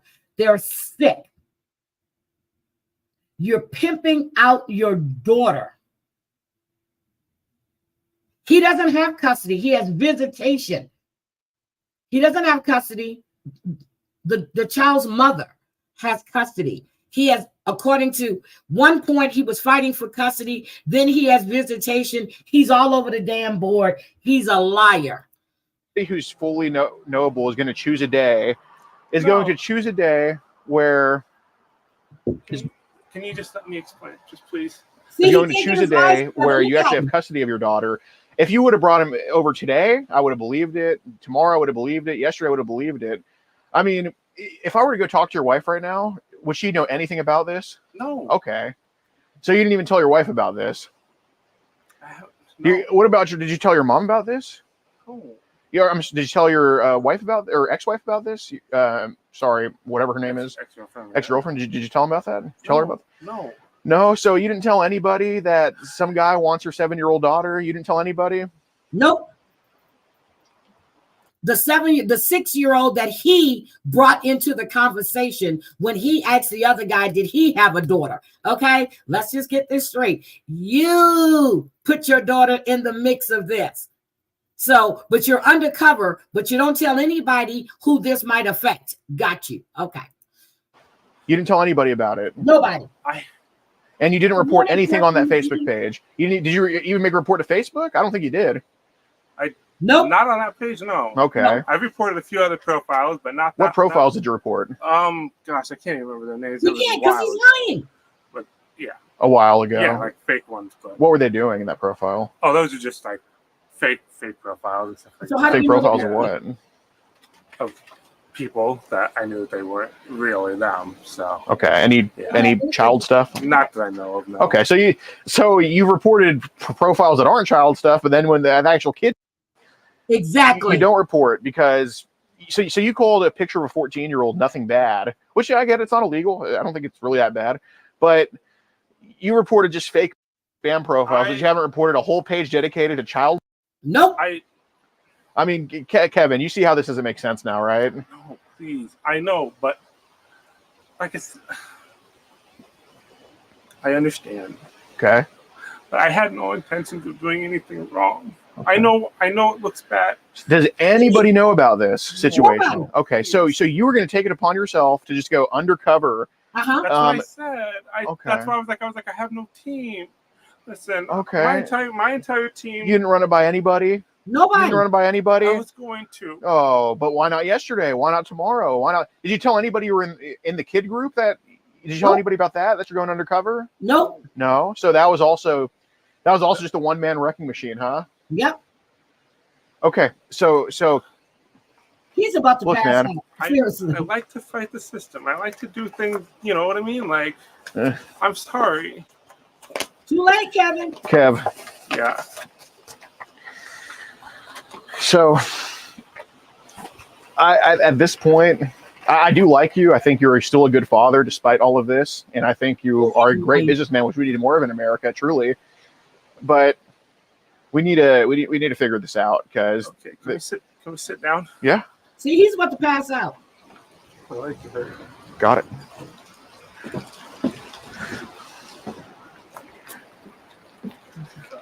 Got your steps. Beautiful. Came to get up when they're putting them in. No kidding. How'd you get up? Very, very carefully. Yeah, okay. They actually had. Well, they were taking the concrete ones out. So yeah. It was like a big step. It was from here to here. Okay. It's pretty hard. Got it. So obviously, The road to hell is paved with good intentions. Have you heard that phrase before? Yes. Yeah. Okay. And that's what I think has happened online with you. I'm sorry I had you guys step up there. You guys need me to come back up here? No, you're good. That's what I think's happened online with you. I think you had good intentions. Thank you. Some curiosity got sparked. I really Because come on, man, you weren't about to tell the cop.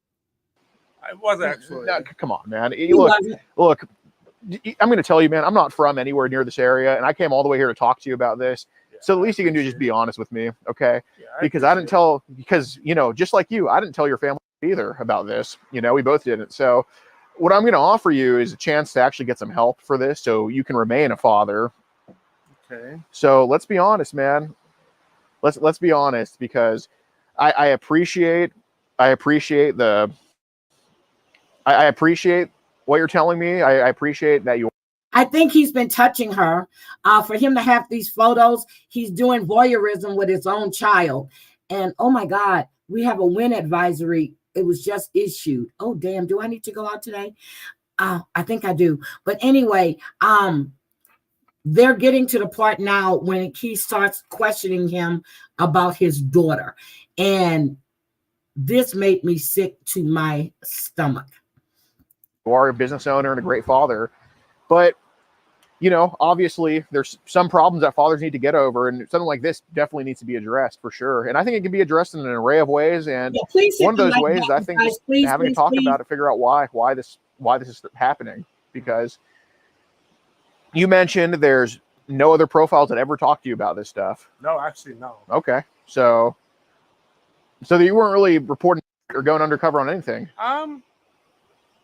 Like I said, I just found that one group, the group that you, and like I said, I didn't like it. It was had already been reported. How do you know if you had already been reported? All the accounts that had already reported always come back as, oh, nothing was found, nothing was found wrong. Bullshit. So, you kind of lose hope and that kind of stuff. You have to fight it from a different way. If you report a page on Facebook for child pornography, which they're not going to come back and say nothing is found if you see all this shit on the page. So you're lying through your goddamn teeth. I don't believe a damn thing out of his mouth. Okay, but you haven't fought it in any way yet. No, not yet. So this is my thing. I mean, obviously there's some type of curiosity here, because look, nobody talks about their 7-year-old daughter like that. I understand making a fake account of, you're a dad with a kid or something. So we do that ourselves. But you are talking about a person in your profile picture who is an actual minor, and you are talking about touching her, having nudes of her. Look, man, I don't understand how as a father you are comfortable with sexualizing your own daughter some random online. Doesn't make any type of. How's it going?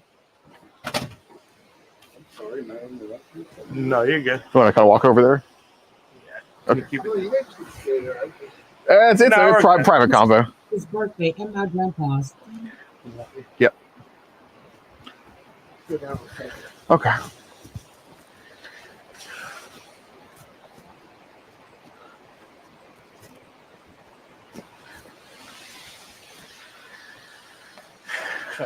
Do you want to sit in the car or something? Or? Yeah. Okay. Or we can. Or here, how about you sit on this little hill right here, if you can. I'm fine. Okay. Just keep it down. Oh yeah, I want to sit on the green thing, the box. Yeah, sure. You're not gonna get shocked, I hope. I don't think so. All right. Let me tell you how bad this has been. I forgot my uncle's birthday and my grandpa's birthday. On the 23rd, my grandfather would have been 101. And I'm looking at all of this that they're sending to me. They did a celebration. I'm just like, damn. Or this little stump right here. All right. Then I'll be stumped. Yes. No, I get what you mean. And well, it's not what I mean. It's what it obviously is. Yeah. No, I know. I get it. So look, just like the solid that I'm doing you, how can I mean? I really do want to ask, whether it's online or these feelings, how did this kind of stuff actually start for you? Because this isn't something where you're just here a week ago, and then you decide to play superhero. Mm-hmm. how did this kind of curiosity? When did this curiosity actually kind of start for you, man? Be honest, please. I don't know, maybe. I think. I don't know, because I never had those feelings before. Okay. And you have these feelings now? Yeah. What feelings? I don't know, just... I'm not here to judge. No, just attractiveness, I guess. Attracted to younger? Yeah. Because, yeah. Okay. You think I started after your... Yeah. Okay. And I started... When that... I don't know, I just started seeing... Seeing what? Like... Oh, that's attractive and stuff like that. Of younger yeah. boys, or just I can't. dudes you need to get rid of her, and I can trust you to get rid of them. There's not news of her that I need to get rid of. Hold on. Okay, so let me ask you, okay? Because like I said, I know I'm gonna have to talk to coming soon. Okay, yeah, he's getting a shirt for the because we don't want him to get up. Oh yeah, I'm sorry. Okay, yeah, I get it, but I mean, do you have lice in your hair a little bit, or is it just dandruff? Dandruff. It's just dandruff, yeah. He said lice. Oh my God, I forgot he said that. I mean, you know, I don't really care to look for family photos, or I don't really care to look for Sure. No, but So they're gonna go back up to the porch. I told you his hair was dirty as shit. Well, I mean, you can tell me right now, is there nudes you need to get rid of her, and I can trust you to get rid of them. There's not news of her that I need to get rid of. Okay. But I will go through. I don't have any, but you know what I mean? Like, okay. Well, is there any pictures of your daughter maybe just showing her? What happened to Robin? Anything like that? Absolutely not. Okay. Oh my God, Robin, I'm so sorry. As I said, I don't trust those getting out. You know what I mean? Well, no. That's just that's the only thing I'm worried. I'm not worried about you having them because you're her dad, and you know I know you haven't done anything. No, like I said, I won't take those because we're gonna have to get him some bigger clothes. You know. Okay. Well, so can we look through your phone? Yeah, let me just go get it. I'm just like I said, Okay. I'm really nervous about having to talk to my wife. So can I go up with you and get it? You can go up with me. Okay. I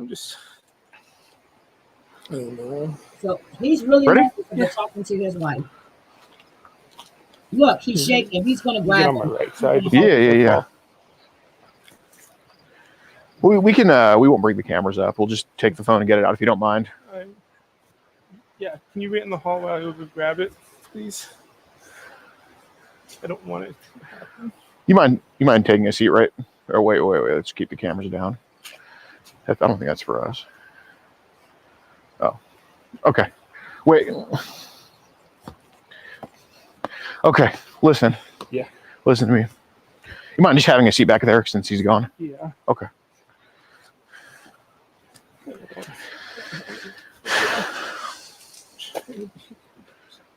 Okay. I just heard you whisper you don't want to go to jail. Yeah. Look, listen. I know you do. Dude, okay, if you were 50 years old and you drove an ice cream truck for a living, I wouldn't even show up here. I would have just turned your messages in. Okay. Look. I know there's nudes of your daughter on your phone. There's not. Yes, there is. Stop lying. You know, do you have an Android? No, but I'll go get it. I have no problem getting it. Okay.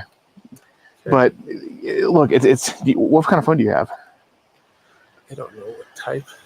Is it an iPhone? What type of phone you have? Okay. I think so. You know how easy it is to go into those phones and just look at it, right? Yeah. Okay.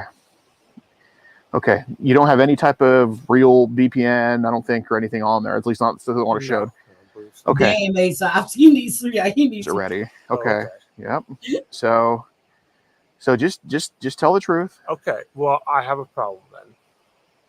Listen. That phone is at my store. He's got photos of your daughter. The ones that you went through, yes. Okay, so that has news of your daughter. It has a couple, yes. Okay. That's at the store. Yeah. Yep. And I will delete those. Okay. When did you take those nudes of your daughter? A while ago. Okay. Yeah. What was she doing in those pics? Just like this, I think. Like what? Just smiling. Okay. Were you able to see her private parts? Just her top. Her. Yeah. Okay. How many do you have? don't think any. What about her butt? Yes, I have some of her butt and Yeah, that's right. Okay, were those meant to be for sexual harassment? Just tell the truth. I'm not mad at you. Tell the truth. Yeah. Okay. So, tell me the truth about, because look, it's not the end of the world. If you did it, well, you did do it. I did it. Did you touch her? No. No, I didn't. So here's what's going to happen now, okay? So what I'm prepared to do is basically leave you hanging, and I'm prepared to go talk to your daughter right now, go to her school and go talk to her right now. I'm prepared to go ask her everything. Please. Okay? Well, she's at that school. Okay, I'm prepared to go do that right now and go talk to her. Please don't. Okay. So I want to hear it from you. What? What kind of touching has happened? I told you I knew he Just tell the truth. I'm not mad at you, man. I'm not here to judge you. I really don't touch her. I'm being honest. I don't touch her. Yeah, I haven't touched her. Honestly. What about just a squeeze of her butt? Just maybe like a little pinch of, just rubbing on her. No, he has on no underwear maybe her leg. at all. Okay, how did that go? See his balls hanging right there. Just normal, touching like that. Is that to arouse yourself? Yeah. Be honest. Yeah. Okay. Was it maybe just over the clothes, rubbing of you rub over the clothes? Oh yeah. Okay. Yeah. So right here, pretty much. Yeah. Okay. Yeah, maybe Okay. Did you get her like the slit? No. No. So, but she was able to feel her touch. No, I don't think so. To arouse her or to arouse me? To arouse you. Yeah, but just touching. Where else have you touched her? That's probably about it. Just her legs. Okay. He has no underwear on. 6, 7, that's all? doesn't really All arouse balls. them, the top part, I guess. Yeah, that makes sense. Yeah, I got you. Yeah. So what about under the clothes? Just when she's naked? No. Okay. So I refuse to believe you've made so much progress, because now I'm sure it actually feels good getting this off your chest, because I know you're not proud of this. I'm not proud. And we're not here to judge you. Are we here to? I'm not here to judge him. Of course not. Can you go switch phones in the car? My phone should be by the fried pickles. So look, man.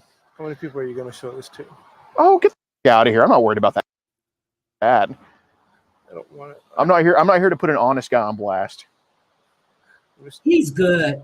I think I would have strangled him by now. Life, I do too, and I want you to move on with it. I don't want to be this way anymore, and I'm sorry that I. Knee to the balls while he's Where's that phone at? Truly.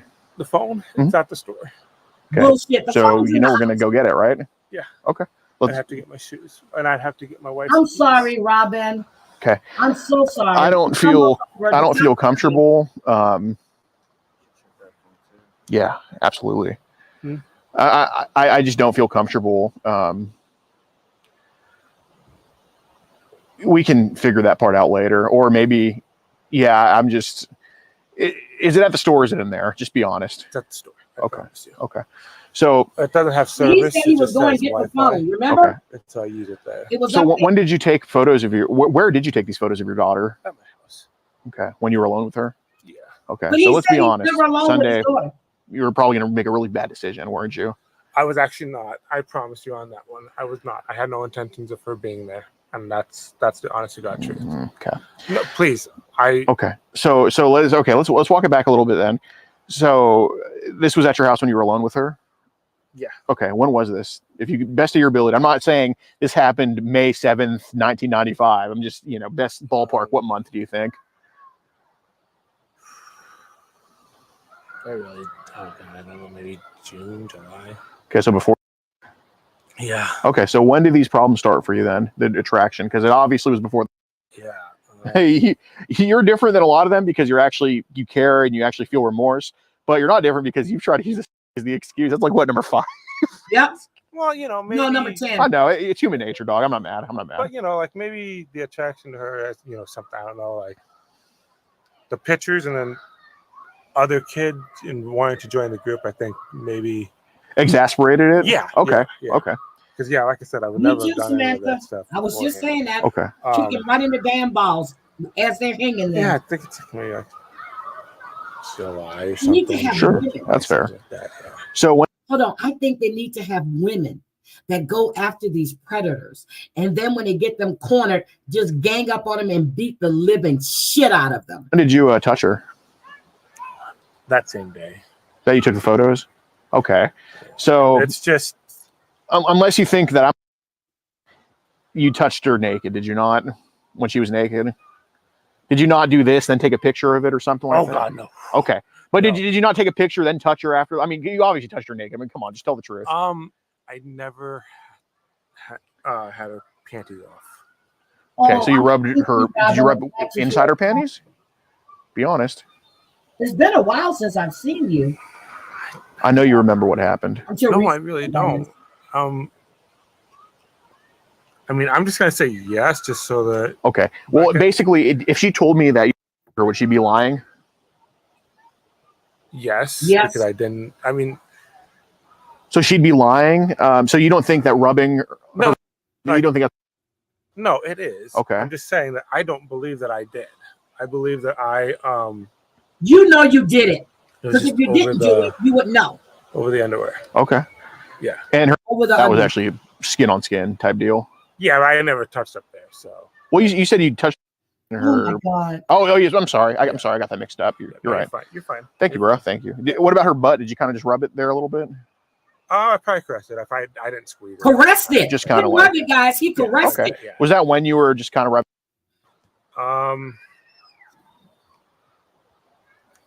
No, it'd been probably when I was adjusting. I think you need to get a female group of predators. I mean, predator. Okay. Yeah. So you told her you were going to take these pictures? No. Yeah. Okay. No. So the pictures you have are of her and her underwear. Yeah. Okay. What about just and her bare butt? Yes. Okay. How many pictures do you think we have? Like 6 or 7. 6 or 7. All the same day or different days? His daughter. I really can't tell you on that. Probably a couple days. Probably a couple days worth. Yeah. Okay. Yeah. Okay. So how many times do you think you posted her? 2. 2? 2 or 3. 2 or 3. Okay. Not many times. Okay. Like I said, Robin, if you want to come that's 2 or 3 up, times too many. I know. after we do this, you can come up and share your story. I don't do it often. Because we're talking about this right now. Why do you do it?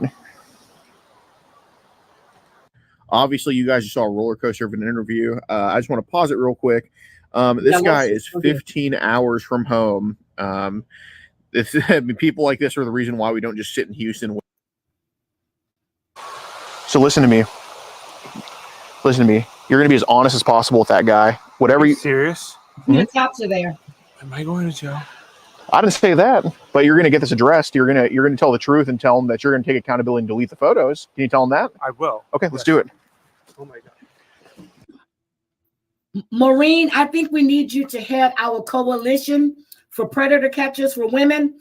I vote you to be our head of this coalition because,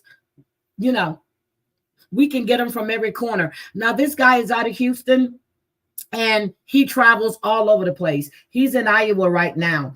So, okay, as soon as this ends, we have another, how many minutes left? Like 10 minutes, 10, 12 minutes. I'll drop the link for you to come up so you can tell us your story. And thank you for sharing with us. I can't go to jail. I know. Hey. All right. Take my hand. I got you. I love my daughter. I can't leave it. You can't lose his daughter. You hear this, right? How's it going, sir? I got nothing in my pockets. That's like weapons. What do we got all this for? That's so basically. I need to talk to her. Who's Jesus? Him. I need to talk to you first. If you call, right? You call me? I didn't know you were going to get the cops involved, buddy. I do too, Maureen. I can't lose my daughter. I know. But all I can say is that just be as honest as possible with him, okay? I'm a good person. I know you are. I know you are. That doesn't mean this can't get taken care of, okay? It's going to be taken care of. My wife is probably freaking out right now, okay? I know. Look, I'm sorry, okay? You don't believe your wife? I don't want to lose my daughter, please. Okay. I don't want to lose my daughter. Everything. I don't get joy out of it at all. I know. Hey, Seuss, can you tell him I want to do the thing? Will you be there with me? Yes. Please. I don't want to go to jail. I got you. I'm sorry. I got you. So basically, officer.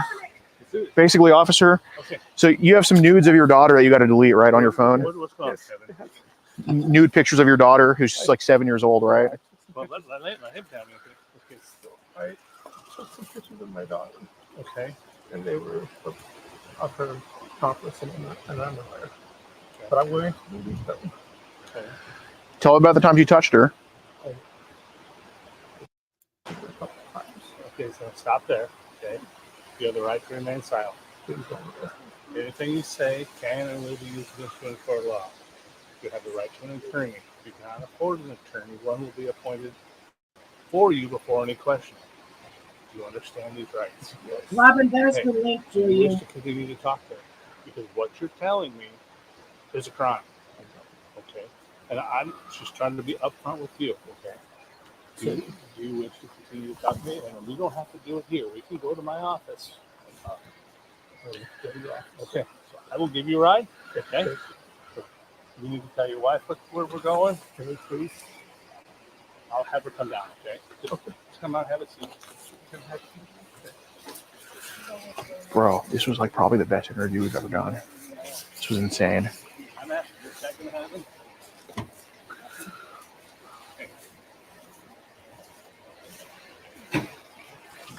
Hey, stream, get clips ASAP of him talking about the phone. We need this like right now. Like No we need to get him probable handcuffs, cause no ASAP to go nothing. get that phone. It's definitely a house. Oh, to get the store. It makes no sense. He's lying. That's All right, bull. I'm gonna take all this. Yeah, I'm gonna take all this off for you. Oh. And I'll put his door he answers. And I asked him about this, like the messages, and he's like, "Oh, I was planning on turning this into the car." He gave a whole video for it, and basically.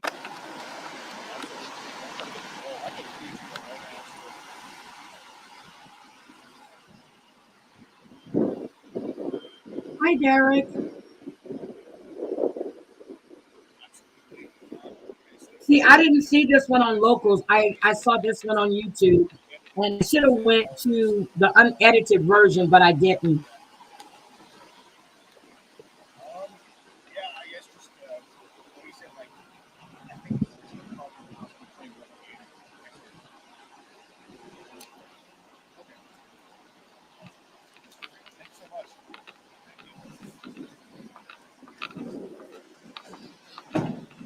Is this a rental?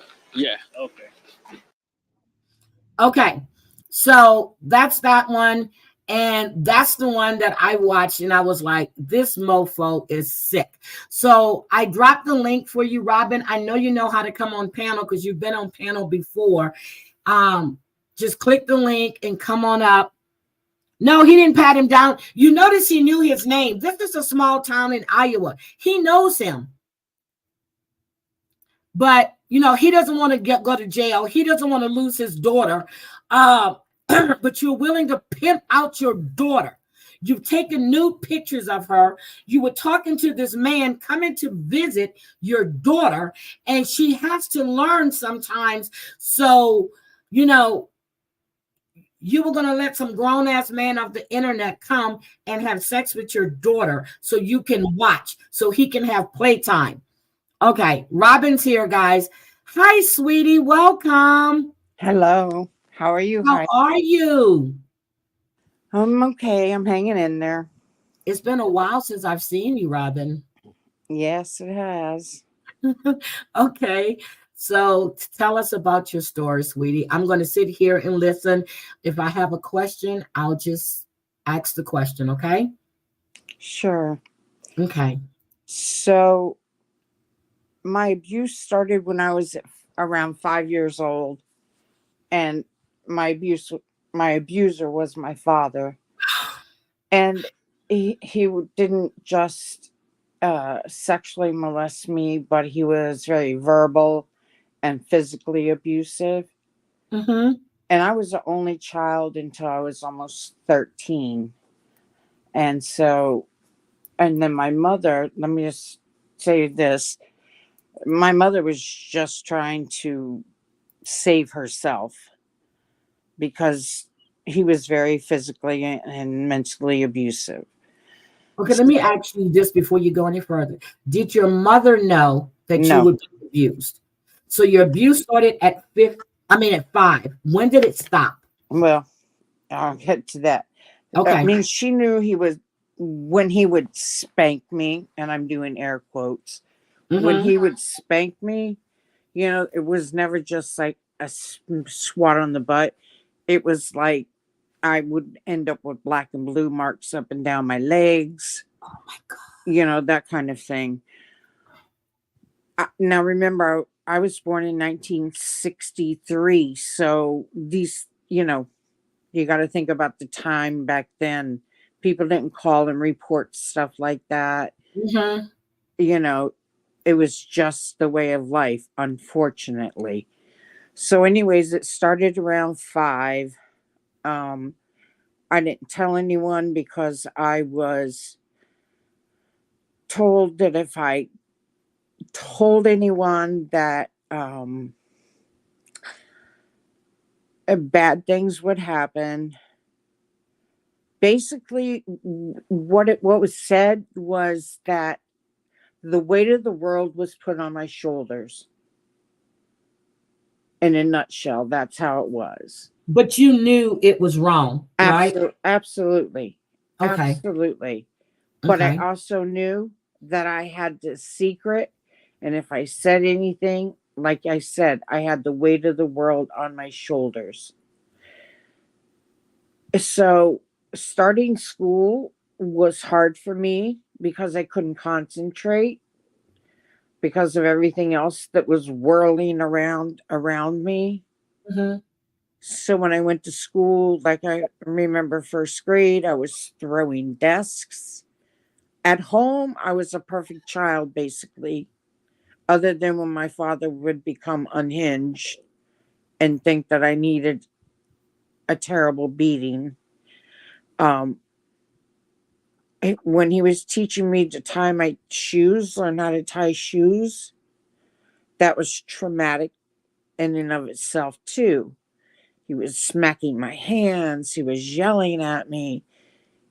Everything I did was traumatic. He did not want a left-handed child. He thought it was evil. So when I would use my left hand, I would get smacked. So back to going to school. Anyone who knows anything about psychology and how the brain works, the left side controls the right side. Yes. And the right side controls the left side. So school was hard for me. And learning was hard for me. So that was a whole mess in and of itself. And so anyways, elementary school was rough. The abuse continued. But let me ask you, okay, I understand that the physical abuse. When did he start sexually abusing you? When I was 5. Oh my God. So not only did he beat you, but he sexually abused you at 5 too. Yes, that's what I'm saying. I was given this, if I told, then like A, B, C, D, E, all these things would happen if I told. Jesus. That's what I'm saying. I had the weight of the world on my shoulders. Oh my God. Okay. So, yeah, I mean, like going to school was rough for me. Learning was hard for me. Being able to tell was hard for me. And then as I got in, okay, when I was like 12 and a half, ta-da, my mom and dad finally had their second child, my youngest sister. And we had moved when she was 6 months old. So this was still going on. And we moved from the city in St. Petersburg down off of 66th Street, which is busy. If anybody knows anything about Florida and St. Petersburg, Mhm. just beaches all around. Yes. We moved from there to Brooksville on 2.5 acres. To the country. To the middle of fucking nowhere. Mm-hmm. And now we have hogs, chickens, horses, cows, you name it. And guess who was made responsible for them? You were. Exactly. And taking after my little sister, watching after her because my parents worked. So then I was given even more responsibilities. And in his free time, he might try and cop a feel on me, or at that time he was moving away from, doing a lot of the physical that he was doing to me. But he would every once in a while still try to molest me in some way. But he worked me like a slave. And I hate to use that word, but that's exactly what he was. He was my oppressor. He was my master. He mind controlled me. Oh my God, Robin. And I had no choice. I was a kid. You never told the teacher, you never told your mom, no one? I'll get to that in a minute. Okay. I'm So sorry. I left home at 17. I moved to Tennessee for a brief while. And while I was there, the police came looking for me. And my family had been looking for me. And apparently my dad's dad committed suicide. They wanted me to come home. So I came home for the funeral and stuff. Mm-hmm. Stayed briefly.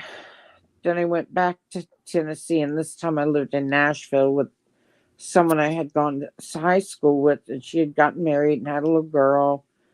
So I was watching after her little girl and, living with them. And I did that for quite a few months. And then I ended up coming back home. Mm-hmm. And I wasn't home long. I met my husband. And, all this time, my dad still had that mind control over me. I was still stuck in a 5-year-old. Oh, shit. Emotionally. Like, my dad could holler at me, and I would immediately be that 5-year-old, afraid, shaking. My dad's family was very, very dysfunctional. I remember one time watching, I don't even know what my dad and my grandfather were arguing about, but I just remember my grandfather pulled his knife out and my dad pulled his gun out. And those kinds of things I witnessed a lot. If they didn't have a weapon, then they would get into a fist fight. I watched these things a lot on a regular basis growing up. I was a very nervous child. I can see why. So he always had this mind control over me. Anyways, I got married. I had kids. I worked for my father in his jewelry store. He still had that mind control over me. It was, I couldn't escape. It's almost like being stuck in a cult. I was about to say it was like a cult-like mentality, what was going on. Whatever he said went. I got you. Okay. Yes. It was very, very hard. Even though I was an adult and I had kids, I was still stuck there because I didn't know I had a choice. When no one tells you, here's the door and you can leave, you don't know you can leave. I had no one supporting me and telling me these things. I mean, so anyways, he molested some other family members. Oh, God. One of them, who was very, very close to me, I thought I protected, but I didn't. Oh, God. If you get what I'm saying, I don't want to say it out loud because everything on YouTube is out there forever. But anyways, he molested my daughter's friends that she would bring in the jewelry store. He would give them gold if they did this and that. I mean, there was a lot that went on over the years. But I'm sorry, Robin. You know your father molested you. Why would, and I get the cult mentality, but knowing what he did to you, did you even trust him around your daughters and her friend? How did that come about? I always told my daughters, no one's allowed to touch your breasts or your vagina. It doesn't matter if they're your grandparents. It doesn't matter who they are. Jesus. How old were these friends of your daughter that he molested? Well, they were still in like high school. They weren't quite 18 yet. So he would give them gold or jewelry if they did things for him. Yes. Is your father in jail or is he deceased? He passed last June. Did he ever spend any time in jail for this? No. But let me finish. Okay. So,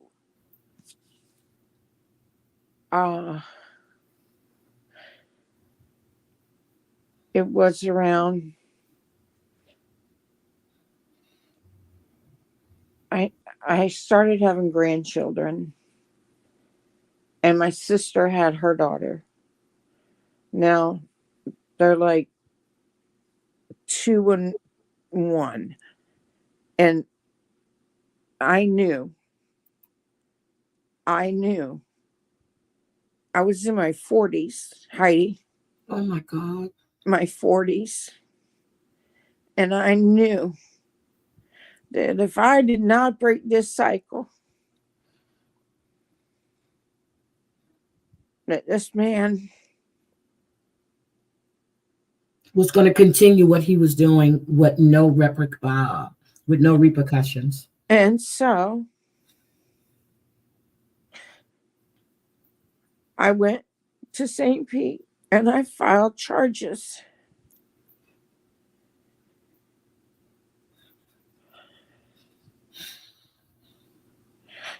Give me a minute.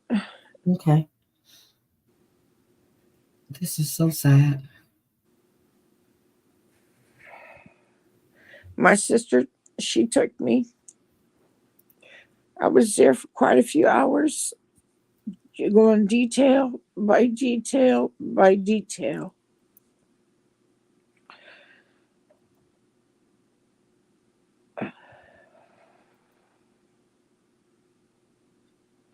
And I knew at that point I was going to lose a whole side of my family as well. I knew that his side of the family, they would side with him, and I would never hear from them again. Okay. But I needed to protect these children. I needed to make a stand. So I did it. They had special agents assigned to it. They talked to people over the phone.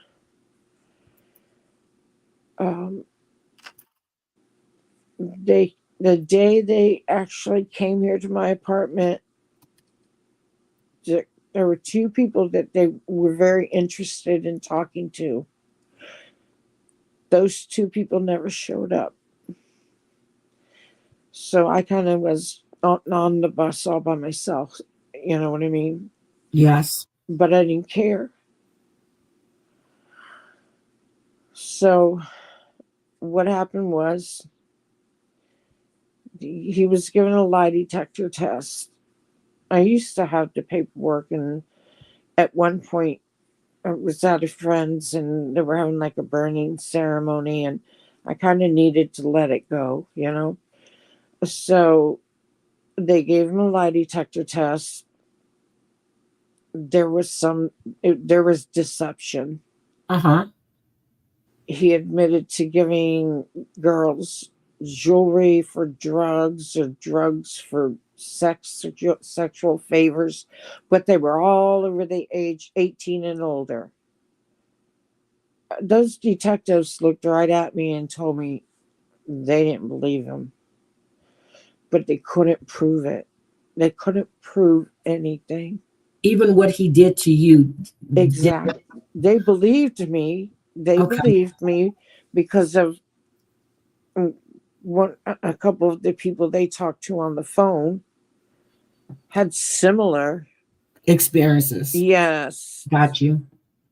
But because those people didn't want to be here that day, they couldn't do anything.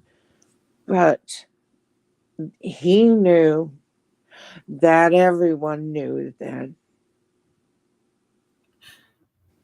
You mean to tell me they couldn't subpoena these people to come in and present this to, I know it's a small place, but a grand jury, and have them listen to all the evidence? Because if they're subpoenaed, they have to show up or they'll be in contempt of court. No, it wasn't. It hadn't gotten to that point, though. Jesus Christ. It never was able to get to that point. So what did your mother say when all of this was? She was devastated. She was devastated. She was very devastated. And so, anyways, I had to find a point where I was like, well, he now knows that everyone knows. You know, like Yep. It's out there now. You might as well be a registered sex offender because everyone knows now. And you will never be around my grandchildren. And he wasn't. Or my niece. So there's a special place in hell for him. Well, okay. I'm so I did sorry. a lot of trauma treatment. It's specialized trauma treatment. Mhm. And it was at the refuge in Ocala. Mhm. It's a really special place up there. And I was there for 1 week, and it was intense, very intense. And you started doing this when you were in your 40s, and you lived with this since you were a child, and it took you to be in your 40s until you couldn't. So, okay, so I understand that when you said that you were under like a cult mentality, but it came to a breaking point when your sister started having kids, or when you became a grandmother, right? Yes, because my sister's so much younger than me that my kids and my grandkids and her daughter was born first. A few months later, my grandson, and then a year later, my granddaughter. So yeah, they're all very close in age. But yes, and I was like, I cannot watch another group of children ever. Yeah. Yeah. I'm so sorry. I am so sorry. But I went to the refuge, and I did a lot of work there. And then at one point when I was going to church on a regular basis, I ran into it because, let me just back up a little bit. At one point in my life, my youngest daughter wasn't living life how she should be, and I wound up with permanent custody of my granddaughter for 2.5 years. And she was only 4 when she came to me, so I sought out specialized treatment for her, and it's called play therapy. Mm-hmm. And so Miss Penny, who did the play therapy, actually, when we started going to church, she was going to that church. Anyways, it was like we all became a big family, and she would go to play therapy. And then there was this gentleman who goes to our church. He started working there, but he specialized in EMDR therapy. That's what they use for the veterans. Mm-hmm. And you could, and you can take, there's a process to get to this point, but I'll just break it down real simple. They take you to like a specific memory, but you have to have a safe place in your head. And then it's about eye movement. Mm-hmm. And so then they take their fingers and they'll have them move their fingers, and you have to follow their fingers with your eyes. And what it does, it helps with certain memories. The memory's there, but the memory doesn't bother me anymore. It Yeah, kind I'm of, just reading about EMDR and exactly. Yeah. Okay, go ahead. I'm sorry. Go ahead. yes. So I did a lot of that to help with it. And I've stayed in therapy for, I don't know, the past 20 years, every 2 weeks. But what that man was talking about in that video, like, if I could have come through the screen, I You too. probably would have killed him with my bare hands. And I hate to say that because I'd never want to kill anyone, but I sure would want to hurt him. No child, no child,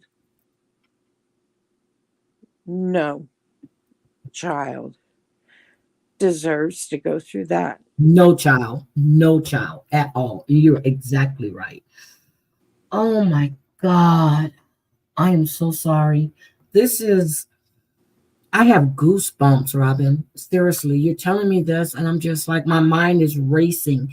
And have you ever talked to your mother about, I mean, after she found out, did you guys ever sit down and have a conversation about this? Absolutely. Did she Absolutely. ever say she saw signs of anything that was, I mean, I understand that he was physically abusive to your mother as well. Yes. And my mother worked like 6 days a week. So when, and my father worked a lot too, but he would do it when she wasn't there. So, and because I had that weight on my shoulder, and I better not let any signs of anything show, because you get what I'm saying? Like, What you're she saying. never knew. She never knew. She felt bad. She still feels bad, like. Of course she would, especially if she didn't know. But when you have cases, sometimes the mother has some inkling, and then sometimes they really don't know because of the trauma that they're going through. And I'm going to speak from when my mother and father. My mother is a Hellcat. She used to want to fight all the time. My mother left my father because she didn't like his friends he was hanging out with. She had all her own reasons. But if my father would have done anything like that to us, even after she found out 40 or 30 years later, she would actually kill him. She would.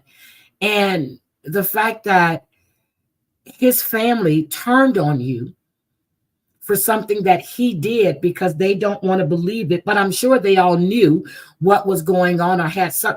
That's what I'm saying. you have someone that's coming forward and telling their story, but you're going to turn against them. Why? Because you're putting out a secret that makes them, it's not a reflection on you, it's a reflection on him. But they're making it, the way it sounds like is that they took it as a reflection on their family. It was a reflection on what he did to his own child. Well, that was their brother, and they're going to stand by their brother. I'll be damned if I would. I'm serious. I wouldn't. But there's more to the story. Hang on, I got to get a water. Okay. I wouldn't. I'm serious. If my brother or my sons or my cousins or my uncles would do, I wouldn't. No, hell no. I would turn them in a heartbeat. No. Especially if somebody came to me and told me that. Hell no. You're going to jail. Brother or not brother, cousin, no, you're going to jail. So, doing the therapy and, you know, doing a lot of self-reflection and working on myself. My father, at 70-something years old, had gone to jail for fighting with his neighbor. They tried to kill each other, literally. And my father spent some time in jail. 6 months or so. Now he's like almost 80 years old. Mm-hmm. And I was working with the therapist, and I said, you know what? I forgive my father for what he did to me. I said, I want to write him a letter. And we talked about it for a few weeks, you know. I didn't just do it, just willy-nilly, you know what I'm saying? Mm-hmm. We discussed it. And I found out the jail he was in, and you could only send a white postcard. It had to be white and a certain size. I'm like, oh, Lord. Okay. So I wrote it, and I told him that I forgive him for the sins he committed against me. And then I put Psalms, I think it's Psalms 24. Mm-hmm. The one that says, ye though I walk through the valley of the shadow of death, I fear no evil. I think that's, I can't remember. I don't get my Bible verses right. But anyways, that's the one I put in there. And at the end I said, I hope one day you'll find God. And so I sent it to him. And you know what? That was freeing for me, because that forgiveness was for me. Because I was an angry person for a long time. And I needed to be free. Yeah. So by forgiving him, I was able to set myself free. It was Psalms 23. I wanted to read. 23. Yeah, 23. Okay. Told you I don't get my Bible verses correct. Yeah, But it was Psalms close. 23. Yeah, yeah, that's what it was. I will fear no evil, for you are with me, and your rod and staff comfort me. So I sent that. I never heard back from him. June 6th last year,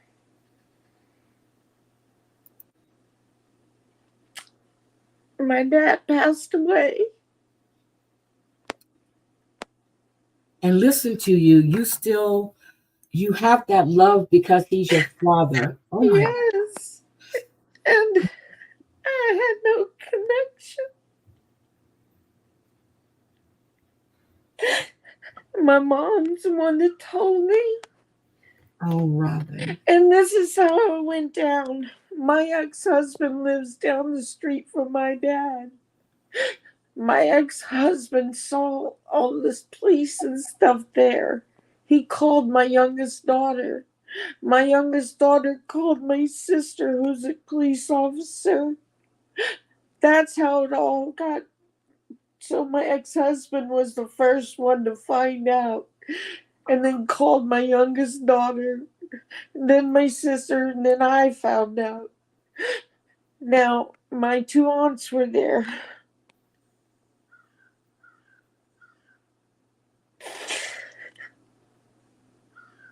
I hated what my dad did. I hated what he did. But I loved my dad. He was my dad. So when did your mother and father get divorced? Was it before you went to the police or after? It was way before that. Okay. I was like 21 when they got divorced. Okay, got it. Anyway, so it just had me so disturbed and everything. And so my mom suggested I call the funeral home because I wanted some of my dad's ashes. I wanted something.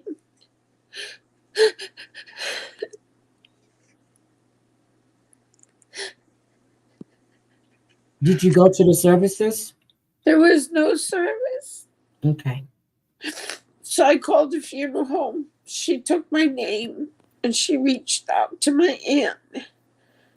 They had already picked up the ashes. So she relayed the message. My Aunt Beverly called me.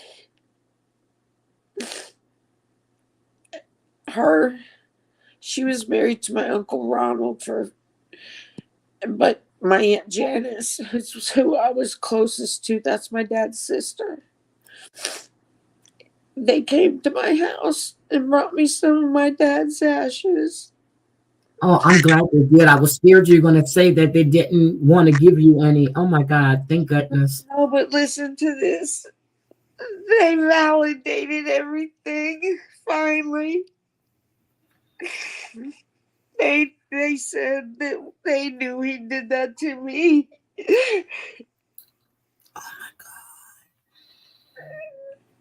So how did you feel after they finally admitted they knew and they believed you? It was about fucking time. That's how I felt. It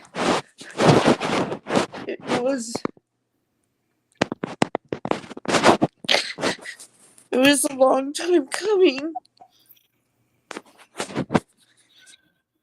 I'm sorry. I don't mean to get nasty. I'm sorry. It's okay.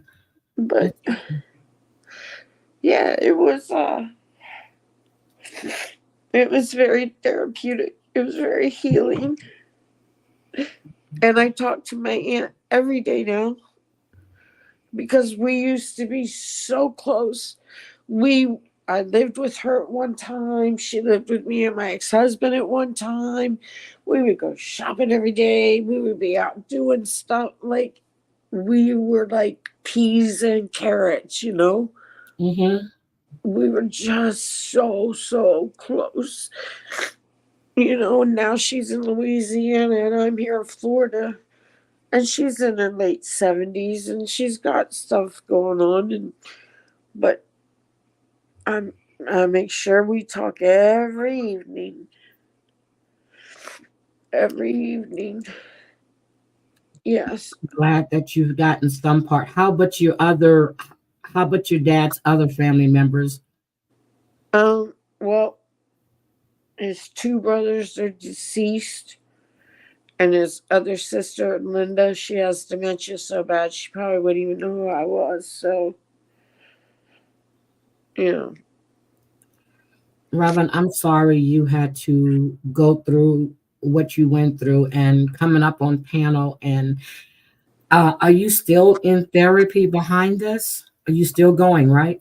Every 2 weeks, I meet with my therapist through video chat. Sure do. I stay on top of my mental health. It is very important. Yes, it is. And you know, a lot of people, and You hear the stories all the time about how they, and maybe I shouldn't say it, but how they can't cope and they self-harm. You have emerged as a victor, even though you're still going through the trauma, but you're taking care of your mental health, and it didn't stop you from moving forward with your life. But trust me, I didn't get to this this picture hasn't always been pretty. I've been through a lot of stuff before I ever got help. Trust me,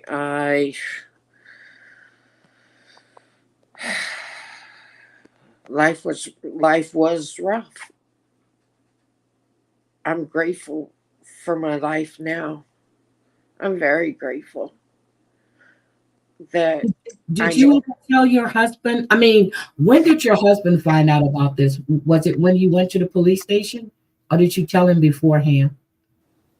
I've been divorced for many years. I don't Yeah. have a husband.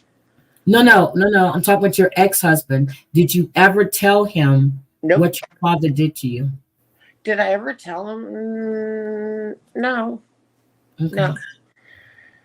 So you kept this in until you were in your 40s, and that's when you went to the authorities. Yes. And I called my mom and my sister and my youngest daughter here. I'm sitting in my living room right now and called them all here. And we had a meeting.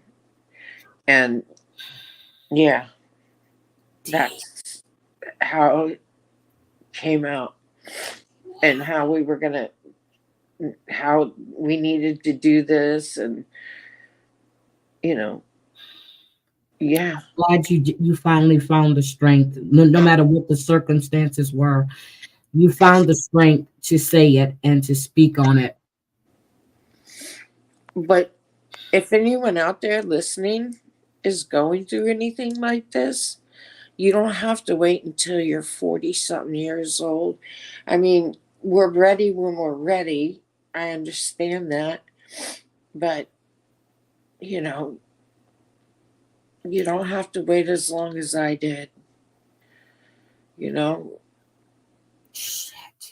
There's lots of support groups. There's special therapy. I talked about two of them: intensive trauma treatment and EMDR. Did he ever try anything with your daughter?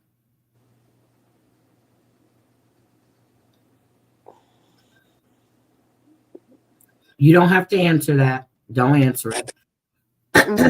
My oldest daughter. Shit. Oh shit.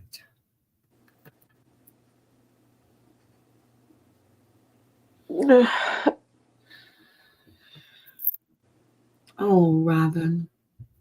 It's okay. So is she in therapy, or has she gone to therapy? No.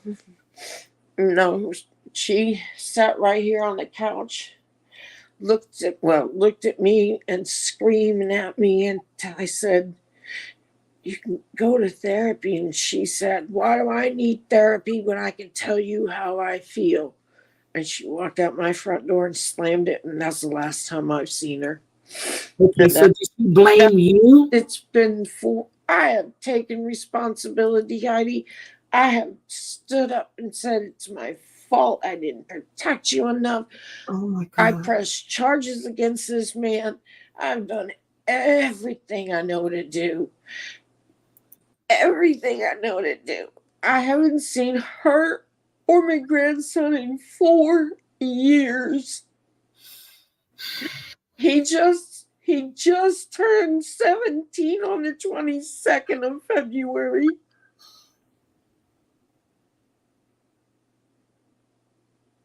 So she blamed you. Oh shit.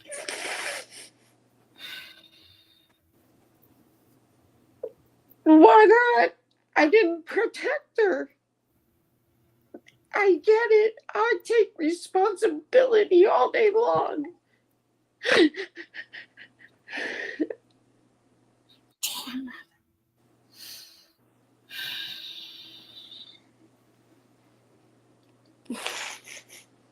I can't say anything on that because But there has to be a solution. You can't just keep making me take responsibility all day long and then you not do nothing proactive for yourself.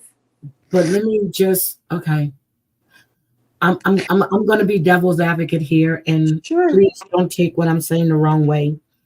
If I knew that my father or my uncle or my cousin or my whatever did something like that to me, I would not allow them around my children. Period. That's me. I understand how you said that it was a cult mentality that he had you trapped in. I would have done, and I'm not saying you didn't, but to me, I would not allow that person around my children for no reason. But I was always there in the jewelry. My dad had a jewelry store. I was always there in the jewelry store, and I know when she told me when it happened, it was a party. There were people sleeping over. She wasn't alone. He was nasty. Don't care. Yep, you're right. Yep, he was nasty in the way he did it, and he did it the same way to her. He did it to me. So, but that's not an excuse. Like, it was my dad, and like. So were you living back at your parents' home, or were you living in your own home? I was living in my own place. He was having a big party. And, there were lots of families from St. Pete came up and people from all over. So, it was just. So he didn't care. He was going to do it, period. He didn't care who was there. Yeah, this is, yeah. I mean, again, how many times do you want to throw me on the cross? I was wrong. Have you tried to reach out to her? She doesn't have a phone. I've tried over the years. Heidi, I have tried. She has a phone. You just don't have the number. She has a phone. No, because I talked to my mom, and my mom says, because she has a husband, not my mom, my daughter has a husband, my son-in-law only lets her use his phone. So she's going through basically another cycle that you went through. Yes. Jesus Christ. Yes, she's sick.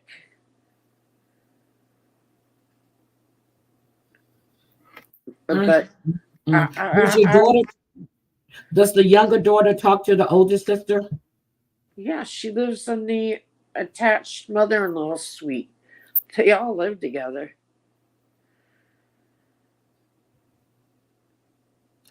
Well, I'm sure it might take her some time to come around, just like it took you time to break that cycle. She might be the one to reach out to you when it gets to the point where she has a breaking point, and she's probably going to reach out to you. And I hope it's sooner than later, so you guys can actually have a discussion. And I'm sure when you sat there with them and told them your story, the anger and the hurt for what he did to you and what he did to her, it was just a lot for her, and she couldn't deal with it. I really wish she would have gotten into therapy like you suggested, but for some people it takes time, and they're going to have to cope the way they cope. And once she's at that point, she'll probably get the help she needs, hopefully. I pray for her, And my youngest daughter swears he never touched her. And my younger sister, my sister, swears he never touched her. And they're probably telling the truth, because he had a special target. Yep. So is your older daughter more like you? Yeah, I'd say in a lot of ways, but I think it's only because okay, the way we looked when we were young, yes. Okay. Yep, you're right. He has a type. Okay. Well, I really want to thank you for sharing your story. And my heart really goes out to you and for what you went through and your daughter and your family members. But I'm glad your aunt did come around, but the time that you needed them, they weren't there. So now they're there. You guys are talking. Um, the fact that they waited to after his death to say, yeah, they know he did it. Oh You my God. know, it doesn't matter. Like the validation would, I You got the finally got validation the you needed. validation. Yes. I finally got it, and that to me, it meant more to me than anything, like, again, I'm not a person that sits and holds on to anger or rage or any of those things towards Yes. anyone anymore because I know what it does. And Yeah, it so, festers in you and it makes you a different person. But Robin, I'm gonna tell you the forgiveness that you gave your father was for yourself as much as it was for him. You needed to move past that. And the pain you felt when he passed and you wanted to have something of him says a lot for the person that you are. And I commend you for thank, that. thank you, Heidi. And I didn't, when I woke up this morning, I did not think I was going to be doing this. I didn't think I was going to be doing this either, but well, I knew what alive, but having you come up. And I know that I used to talk to you a while. Oh my God, it's been a while back. And I you know. never once said, I mean, I know you had gone through some stuff, but you never went into details. And you did say one time you were in my chat like a year or so ago, we were talking about something, and you said one day you'll come up and tell your story. And today is the day. And thank you for that. Well, thank See, you for letting me share it. And I'm not a victim.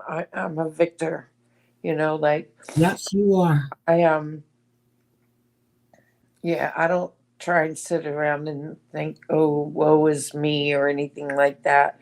Again, if I can share my story and somebody gets just a little something from it, just a little something, then that's all. That makes it, worth it. Okay, you said that you were there and you started volunteering at this place as well, right? Volunteering where? You lost me. At the place. No, I didn't volunteer. Oh, okay. I thought you did. I just got a message. Someone asked me did I remove them as a mod. And no, I didn't. Huh. Hold on. Yeah, so I thought you said that you volunteered there for a while. Okay, you didn't. Okay. Well, I'm just, thank you again so much. I need to go look and see. Um, so Robin, do you have anything else that you want to tell us? No, like I said, if you're going through anything traumatic, please seek out specialized trauma treatment. I also did hypnotherapy, I forgot to say that, for a little while too. But if you're going through anything traumatic, please seek out trauma treatment of some kind, and if it's really intense, like I have severe PTSD, um, EMDR is it's a great tool. Um, you know, Specialized stuff, not just talk therapy, but just seek out these things if you're going through anything out of the ordinary. Your mental health is the most important thing. That's what would like to say. Okay, let me go and look. Hold on, Robin. I'm looking for something. No, you are not removed. Oh my God. No, you're not removed. I'm looking at you right now. Okay. I'm sorry, Robin. Hold on a second. Uh, oh, okay. So she made me really, really nervous. I was like, wait a minute. Okay, I'm here. But no, I want to say thank you. I really do. And I'm I'm I'm speechless really, and I just want to say thank you for sharing your story with us. And please note that whenever you want to come on panel, you're always welcome on panel. I think the last time I saw you on panel, you were on Amber's panel, right? Yeah, that was a long time ago. Yep, that's what I'm saying. That's the last time I saw you on panel. And when I went in a chat, that was like a year or two, maybe two. And you said, "Hi, Heidi." We go back, and I looked at the name. I said, "Oh my God, I haven't seen her in a while." So, yeah, but I'm just glad to know that you're still around. So, what are you doing with yourself these days? Well, I kind of come over to this side of the platform, but I found a different platform. I hang out mostly with my Kenyan friends. Your Kenyan friends? Yes, on the What platform is that? I've never heard of that. Well, they're YouTubers, and I have a good friend, Pamba Anolda. She lives in Kenya, in Nairobi, and then just a bunch of other YouTubers live in a small village called Nabahanzi, and they're all YouTubers. And then I met a couple named Jason and Gina. They actually live in Brooklyn, and they're YouTubers and stuff. So I just kind of found a different platform. I just kind of fell into it. It was interesting. Yeah, I visit a lot of different platforms too, and I found a couple that I really, really like. So, but before I go in and chat, I sit back and watch and listen. So I think I'm gonna go and because I actually go to the Do Better podcast a lot, and he covers a lot of good things too. So I really like his platform, and I chat in there all the time. They made me feel really, really welcome over there. So I like going over there. Yeah, And that's how I feel when I go over to my friend and to her channel, or in the Jason and Gina's channel. But one day I would love to go to Kenya. Trust me, I would love to go to Kenya. Oh, the villages there are so beautiful and plentiful with food. Oh, and green. It's so beautiful there. hopefully one day you get to go, ma'am. That's my dream. Okay, I'm going to get out of here. Guys, thank you for being here and being very supportive to Robin. And I'm going to say, have a blessed Sunday. I don't know what is there on the watch these days because football is gone. I'm just going to binge on some other things. But look, I'm going to binge and I'm going to listen to Risa Testa today as I'm doing the things that I need to do. But I really, really want you guys to have a great Sunday. And Robin, as always, it's great to see you. And again, thank you so much for sharing your story with us. You guys, Thank you, Heidi. You're have welcome. a great day.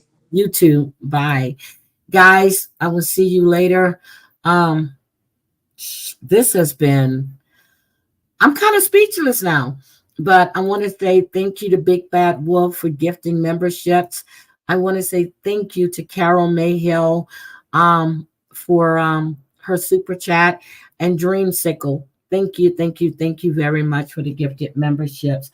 I really appreciate this. And Cyber Hotline, thank you, thank you, thank you for coming in. And I do love that name. Hi, damn it, Mandy. If you guys haven't subscribed to the channel, please do. I'm doing what I like to do. So I'm doing what I like to do. So thank you again and have a great Sunday. Before I go, I need to know what you're cooking. What you're cooking today. I'm gonna have my steak, salad, and potatoes. I'm on this steak thing. I'm serious, and I think it's because of stand-up guy. And I eat a lot of steaks, but I've been eating a damn steak damn near every day. Please hit the like button. And I want to know what you're cooking, what you're cooking, what you're cooking. I don't see it yet.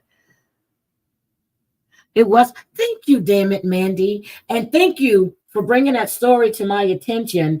I don't see everything. So again, if you guys have some story that you want us to discuss or something you want me to show, please leave me a comment because damn it, Mandy knows I do read my comments on my videos. I may be a few days behind, but I do read them. Or you can hit me on T-Sippers on IG. And if you follow me on under my other IG, just send me that or just drop it in my comments or tell it to me while I'm live and I'll go take a look at it. Okay, so you're having steak, Texas salad, baked potato. See, I'm doing potatoes. I have the small red potatoes and I'm going to do the sour cream, the butter, and the chives. Charlotte, you better go get that beef, good woman.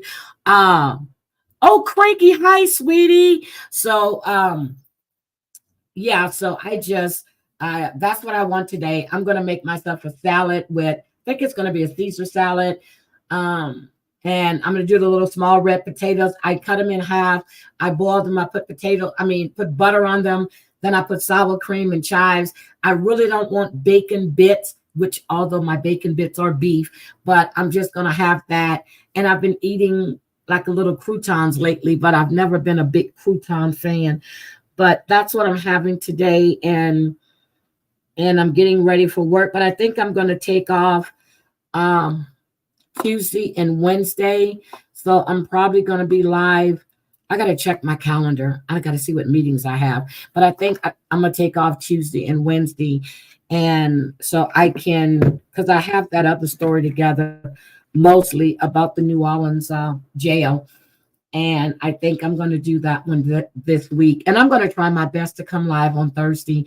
I need to talk to Debbie. But there's really, I haven't been watching too much stuff. I've been watching like real crime stuff.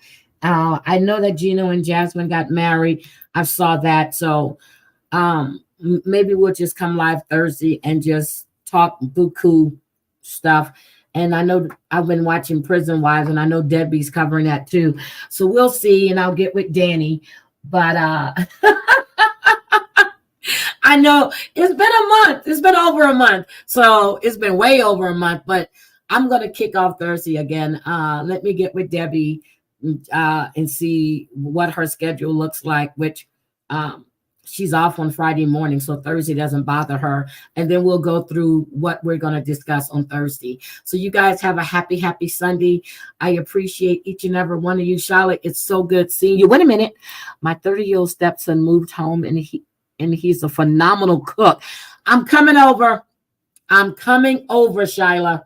I'm coming. I'm on my way.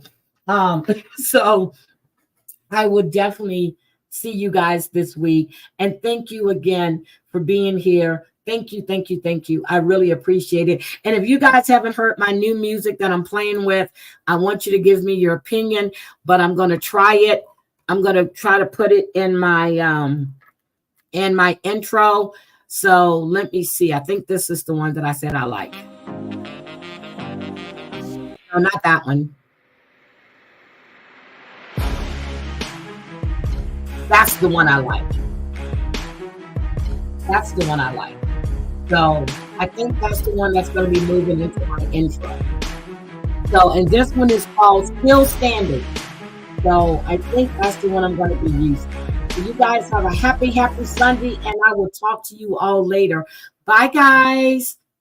Bye, Lynn. Nice to see you. Bye.